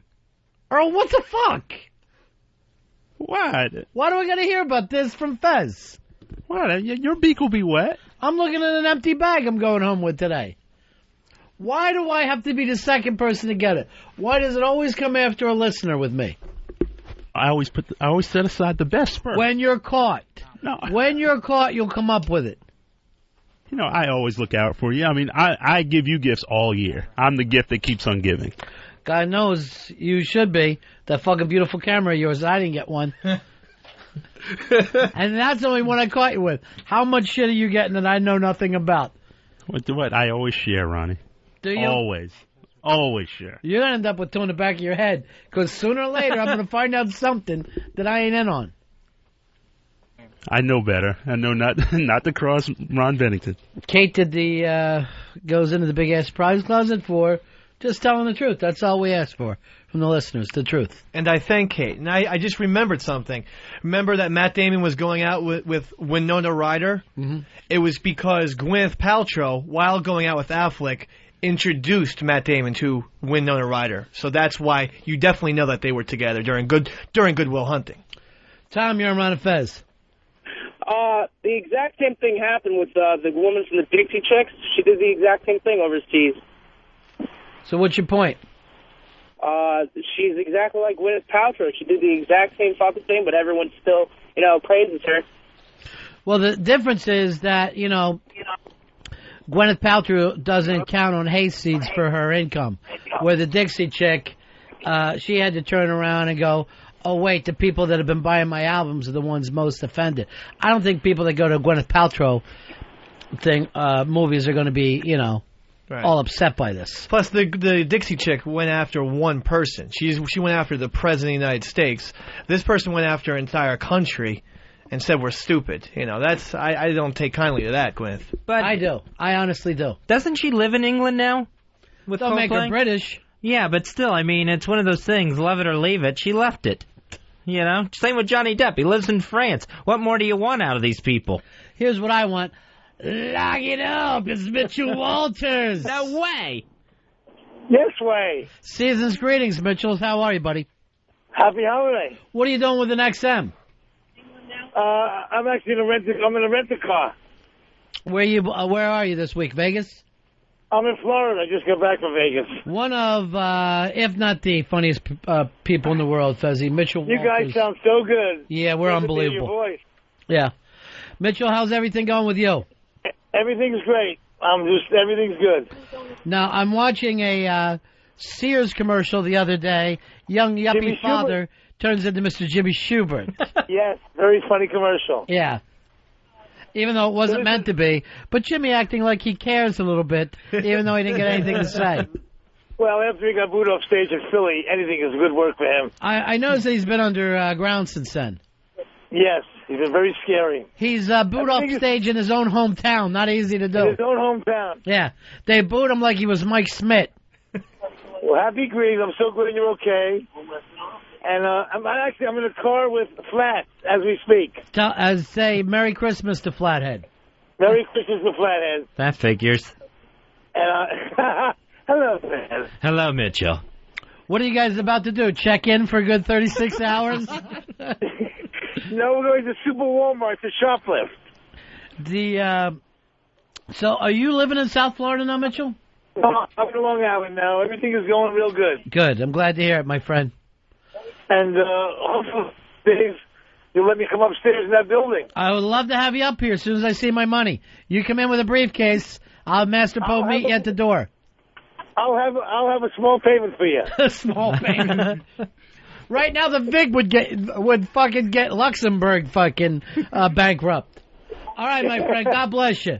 God bless you, Ronnie. Have a happy Hanukkah. Bye, Fez. Bye, Mitchell Walters. Mitchell Walters, lock it up. Spanish Johnny, take away the pain.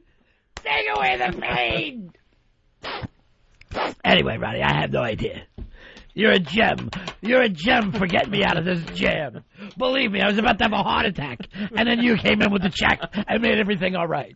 Let me get a bump up from next week. God bless him. Jeremy, you're on Fez. Hey, wasn't Matt Damon dating Minnie Driver, not Winona Ryder? How'd he keep his dick hard with that? That would have been fucking impossible. And he dumped Minnie Driver for Winona Ryder. He dumped Minnie Driver right after Good Will Hunting was done shooting, right? Like they dated through the film. When you look at Minnie Driver, Fez, do you think you could suck his dick or no?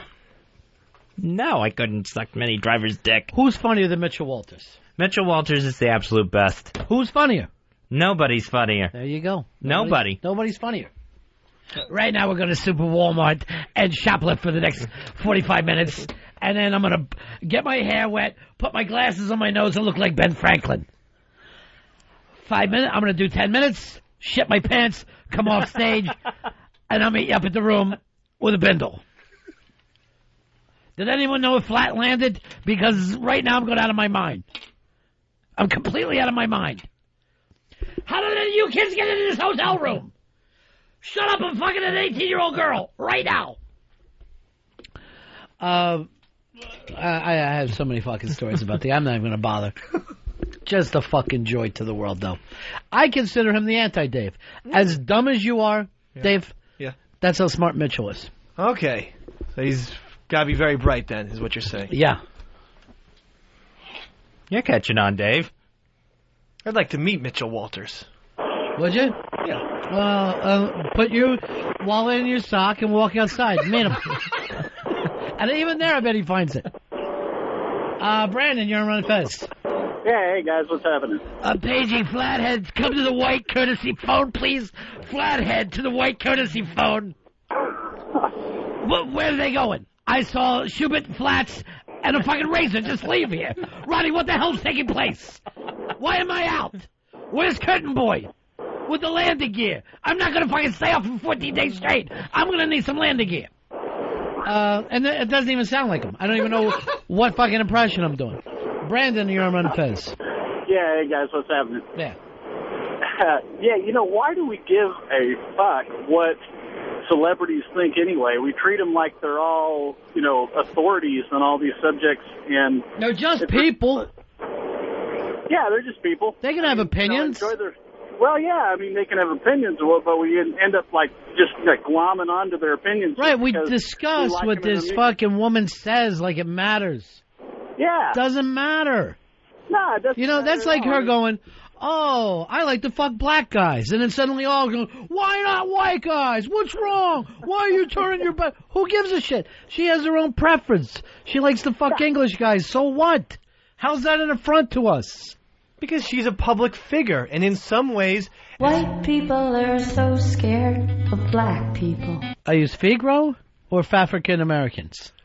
Well, she's a African American, and the point is, she represents us over there in England. How does she? Because those British people look up to celebrities more so than Americans. So what? That goes to show how stupid it is. Yeah, and so she's totally... Yeah, just... Fuck her. Just fuck her. Dave, no one's going to make you start having dinner conversations with British people. Doesn't she even have an apartment in New York? I see her all the time around here. Yeah, she does. But, she doesn't spend any time there. She's all in England in Chris Martin's hog. So that's her husband. It's not like she's doing something dirty. I think she even said in her retraction, if you can even call it a retraction, is that she's a New York City girl. At heart, and that's where she belongs. They always make retractions, but it's what you first say. Then if they don't apologize, then you're mad. No matter what these fucking skinny broads do, you're upset, you bald-headed prick. Well, just don't talk the shit, Gwyneth, and I really do encourage all Americans to boycott her films. That's just from me. I don't even remember the last one she made. You know what you're coming across as now? What? Skinhead. A race-baiting skinhead. I'm not racist. I'm just talking about one celebrity who seems very anti-American. Right now, I'm 53 tickets to Jesus, so lock it up. Wait, Dave, I would have to question whether or not you're racist, because every time when you say, Earl's hands, you don't say Earl's hands, you say big black hands. You You specify the color of my hands. And then one time, Earl, he says to me, he has a couple of beers, and he goes like this, we ought to kick Earl till he's dead. And I go, shut up, you skinhead racist. I just thought it would be an idea, but, You didn't even say it, you alcoholic. I just fucking threw it out there to see if you'd fight it, and you didn't. Because you know the kind of filth that spews out of your mouth. I black out from time to time, that's all. Why black out? Why can't you white out? Why does it always come to be against the black man? White out smells funny to me. It gets all over my hands. Like jizz? Like your uncle's cum? You piece of fucking garbage, you make me sick. I'm in a rental car right now with Flathead. We're driving through the Keys. We should be in Tampa in 3.5 hours. Why a rental car? I'll meet you at the Mirror. Flat doesn't have a car. I know, he sells fucking cars for a living. Exactly. So Jags wires, right? Yeah, I think so. Yeah, so why this basically unmarked car that they're traveling across the state in? I don't know what happens. Kevin, you're on Ron and Fez. Go ahead, Kevin. Hey, yeah. Fezzy, you know where Paltrow really lives, don't you? The Big A! Big A. The Big Apple. Big A? Adam, you're on Ron and Fez. Hey, what's going on? Yeah. So, we were just wondering over here in Olean, if Gwyneth Paltrow represents the United States over there, does Mr. Bean represent the British people here? That's a really good point. Every time the naked chef comes over here, it doesn't mean that he represents Britain, or I'm going to judge all Britons like, oh, look, they are all great cooks. Well, no, in some way, they do represent England. I mean, we have elected officials that represent us. That imbecile George W. Bush represents me. If Mr. Bean represented all of England, they'd all be in really, really tiny cars. And not speak at all. And who's all your favorite bands? Oh, Radiohead, Pink Floyd, the Beatles, the Who, the Stones. I never once hear you say anything good about American bands. Never once. And I remember this. You said this to me. Bruce Springsteen is an ill-begotten son of a bitch. Dave. An ill-begotten son of a bitch. Must have been real blacked out then. I don't know. Elizabeth, you're on Ron and Fez. Hey, guys, I just wanted to call, and I don't understand why all the listeners always call in and bash Dave. I think he's hysterical. Marry him. He's looking for a girl. No, and I know a lot of people that went to Monmouth, too. So Ah, good. Hometown girl, Jersey girl. Oh. Yeah. A Monmouth girl. Did you go to Monmouth, Elizabeth? They're the Mammoths. My fiance went to Monmouth. Oh, fiance. What year was he? 2000? Oh, no. Dave went there 1984 right through 86 till he finally got an AA after 42 years. Yeah, Eric went a long time, too. It's okay. Well, actually, we'd be the same age. I was supposed to graduate in 2000, but I ended up graduating around 2004 or so. Because it's the only college with a short bus? Oh, you got a doctorate? No, just a 4-year bachelor's, Mr. B. Well, it's So come you're a long 30, way. right? You've done a lot with it, right? Yeah. You made sure I got that egg sandwich today the way I want it. Thank you. Way to take my order. Okay. Root beer was nice and cold. Yesterday you had your head shaved. Hey, you forgot the chips. I'm not going to lie to you. You didn't forget the chips. Don't go looking at other people. I'm not. You're willing to take credit. Why now you taking blame? My fault. Here's Joe. Joe, you're on Ron and Fez.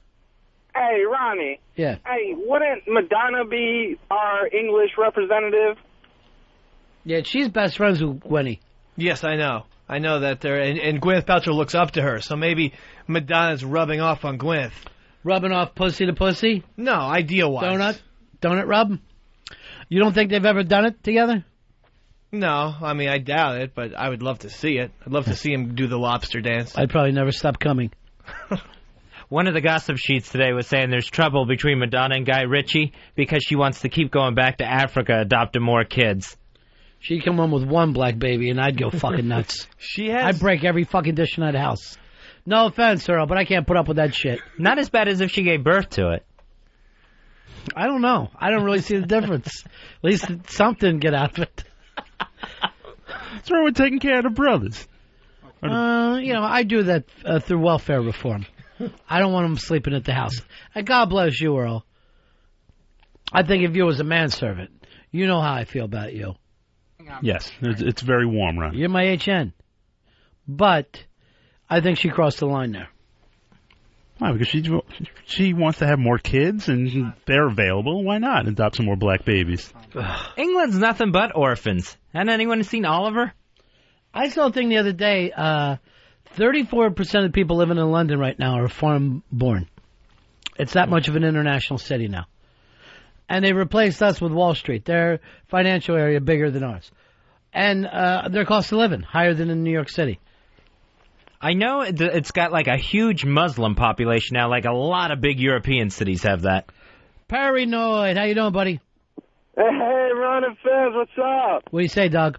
We're going to rock and roll the RonFez.net Christmas party, right? You guys going to be there? We're all going to rock and roll? We're going to be there rocking and rolling. When is the date on that, Fez? I believe it's December 16th. Right, at Calico Jack's, 42nd and 2nd, starting at 9 p.m., the party of the year. Oh, that's sweet. We're getting ready to go up in the Sears Tower right now and film some stuff. We got a whole crowd of people ready to bring with us. And it's cold as hell here in Chicago, baby, but you guys sound great out here. I didn't know I could ever hear the show out this far. This is excellent. Oh, yeah, you're with your new girlfriend in Chicago, huh? Yeah, we're rocking and rolling in Chicago. We're doing the big A all through the air. It's great. We're going out for some steaks. It's a beautiful thing. Go Bears! Go Bears! Go Bears! Yeah, you we think got every time you're banging a girl from Chicago, you hear this every once in a while? Ditka. It's like I'm banging Ditka. So seriously, though. All right. All right, guys. We'll see you at the party. All right, see you then. God bless. Paranoid from thecosmiccircus.com. Really starting to get this Christmas feeling now. I wonder why Flat wouldn't get on the air with us. I don't know. Maybe too busy driving. You know, one of the things is you've never been nice to Flathead. I've never cared for Flathead. Love him. Like a twin brother, I love the man. See him as nothing but trouble. I mean, what was your relationship to, as far as, I guess, was this go back to the Florida show? Or? Yeah, shared interests. He and I had many shared interests. That's not a bad thing. No, not at all. It's a very good thing, like brothers. Like brothers would. You have to do hobbies. But, yeah. Here's the thing. Our friend Fez, not a hobbyist at all. No, I didn't share any interests. Early to bed, early to rise. That's our Fez Watley. That's what I try to do. And that's why people are accusing you of being homeless, and I'm out living large on the Upper East Side of New York. One person made a homeless joke about me. One. You're walking around like Nick Nolte, looking like Nick Nolte behind somebody's fucking Beverly Hills pool. And that's why I'm not going to that party this Friday. The ADF party that he's throwing for his girlfriend. I thought this was going to be your Christmas thing. Why don't you think about it? You don't have to say yes to it. But think of it. Could you show the Christmas spirit to all of us by forgiving somebody who you feel slighted you? I don't think I'm able to do that at this moment. You don't have to do it. But if not, if you don't, we'll know all this Christmas talk that you normally do is bullshit because you don't have a gene of Christ like in you. Would you be able to do it, Dave? Yeah, I could. I'll do it. Oh, I'll definitely do it. If he would have called me homeless, I'd beat him to death with a fucking dull side of an axe. But that's me. I don't go around acting like I'm Father Christmas. That's Fez. I'm able to forgive him because he didn't say it about me. And I think that's what makes me the bigger man. So you have to walk in my shoes. I can't walk in those homeless shoes. They're not homeless shoes. Let me see them. Is that newspaper stain? Look at the baby Watleys. You got toddler shoes. You got Watley written on your fucking shoe. There's some custom Nikes that were a gift. Little ankles. Let me see your tiny ankles. Oh, the ankles in my family? Yeah. Unbelievably thin. How did they... Oh, man! I think that's stuck in my ankle. Cowbell! Ow! Oh, that's going to leave a hideous bruise. Oh, yeah, he bruises easy like a grandmother. Ow! Well, I'll be hobbling home today. I'll take you down Goodwill, get your winter coat. I don't need a winter coat. And we dig through the McDonald's trash, and you're on your way home. I like spending time with you. I just don't want to do those activities.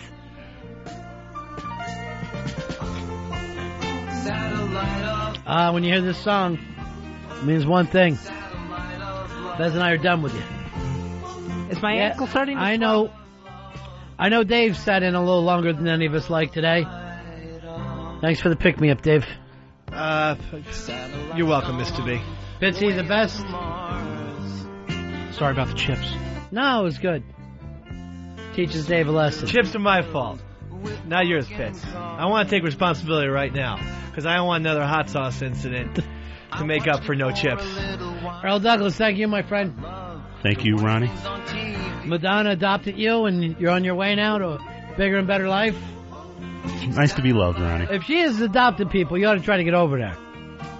Oh, absolutely. I'll live the life of O'Reilly there. And then you'll be one of her dancers, too. I don't know about that. I got the rhythm of a paraplegic. Flats, Mitchell Walters, Godspeed, boys. Stay above ground. Drive safe. You're in South Florida. Anything can happen. Rapper, thanks for calling us today, buddy. Tomorrow is what, Wednesday? Tomorrow is Wednesday. They go and they're back in town? Yes. So we'll be on right after them. That's the end of my show. Donk. Things like that drive me out of my mind. I watched it for a little while. I love to watch things on TV. Satellite of love. Satellite of love. Satellite of love. Satellite.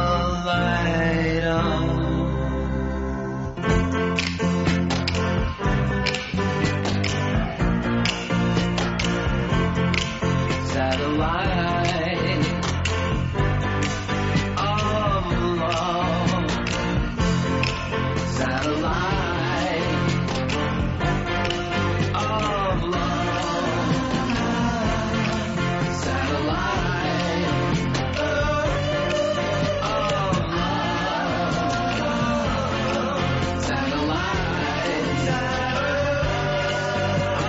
love,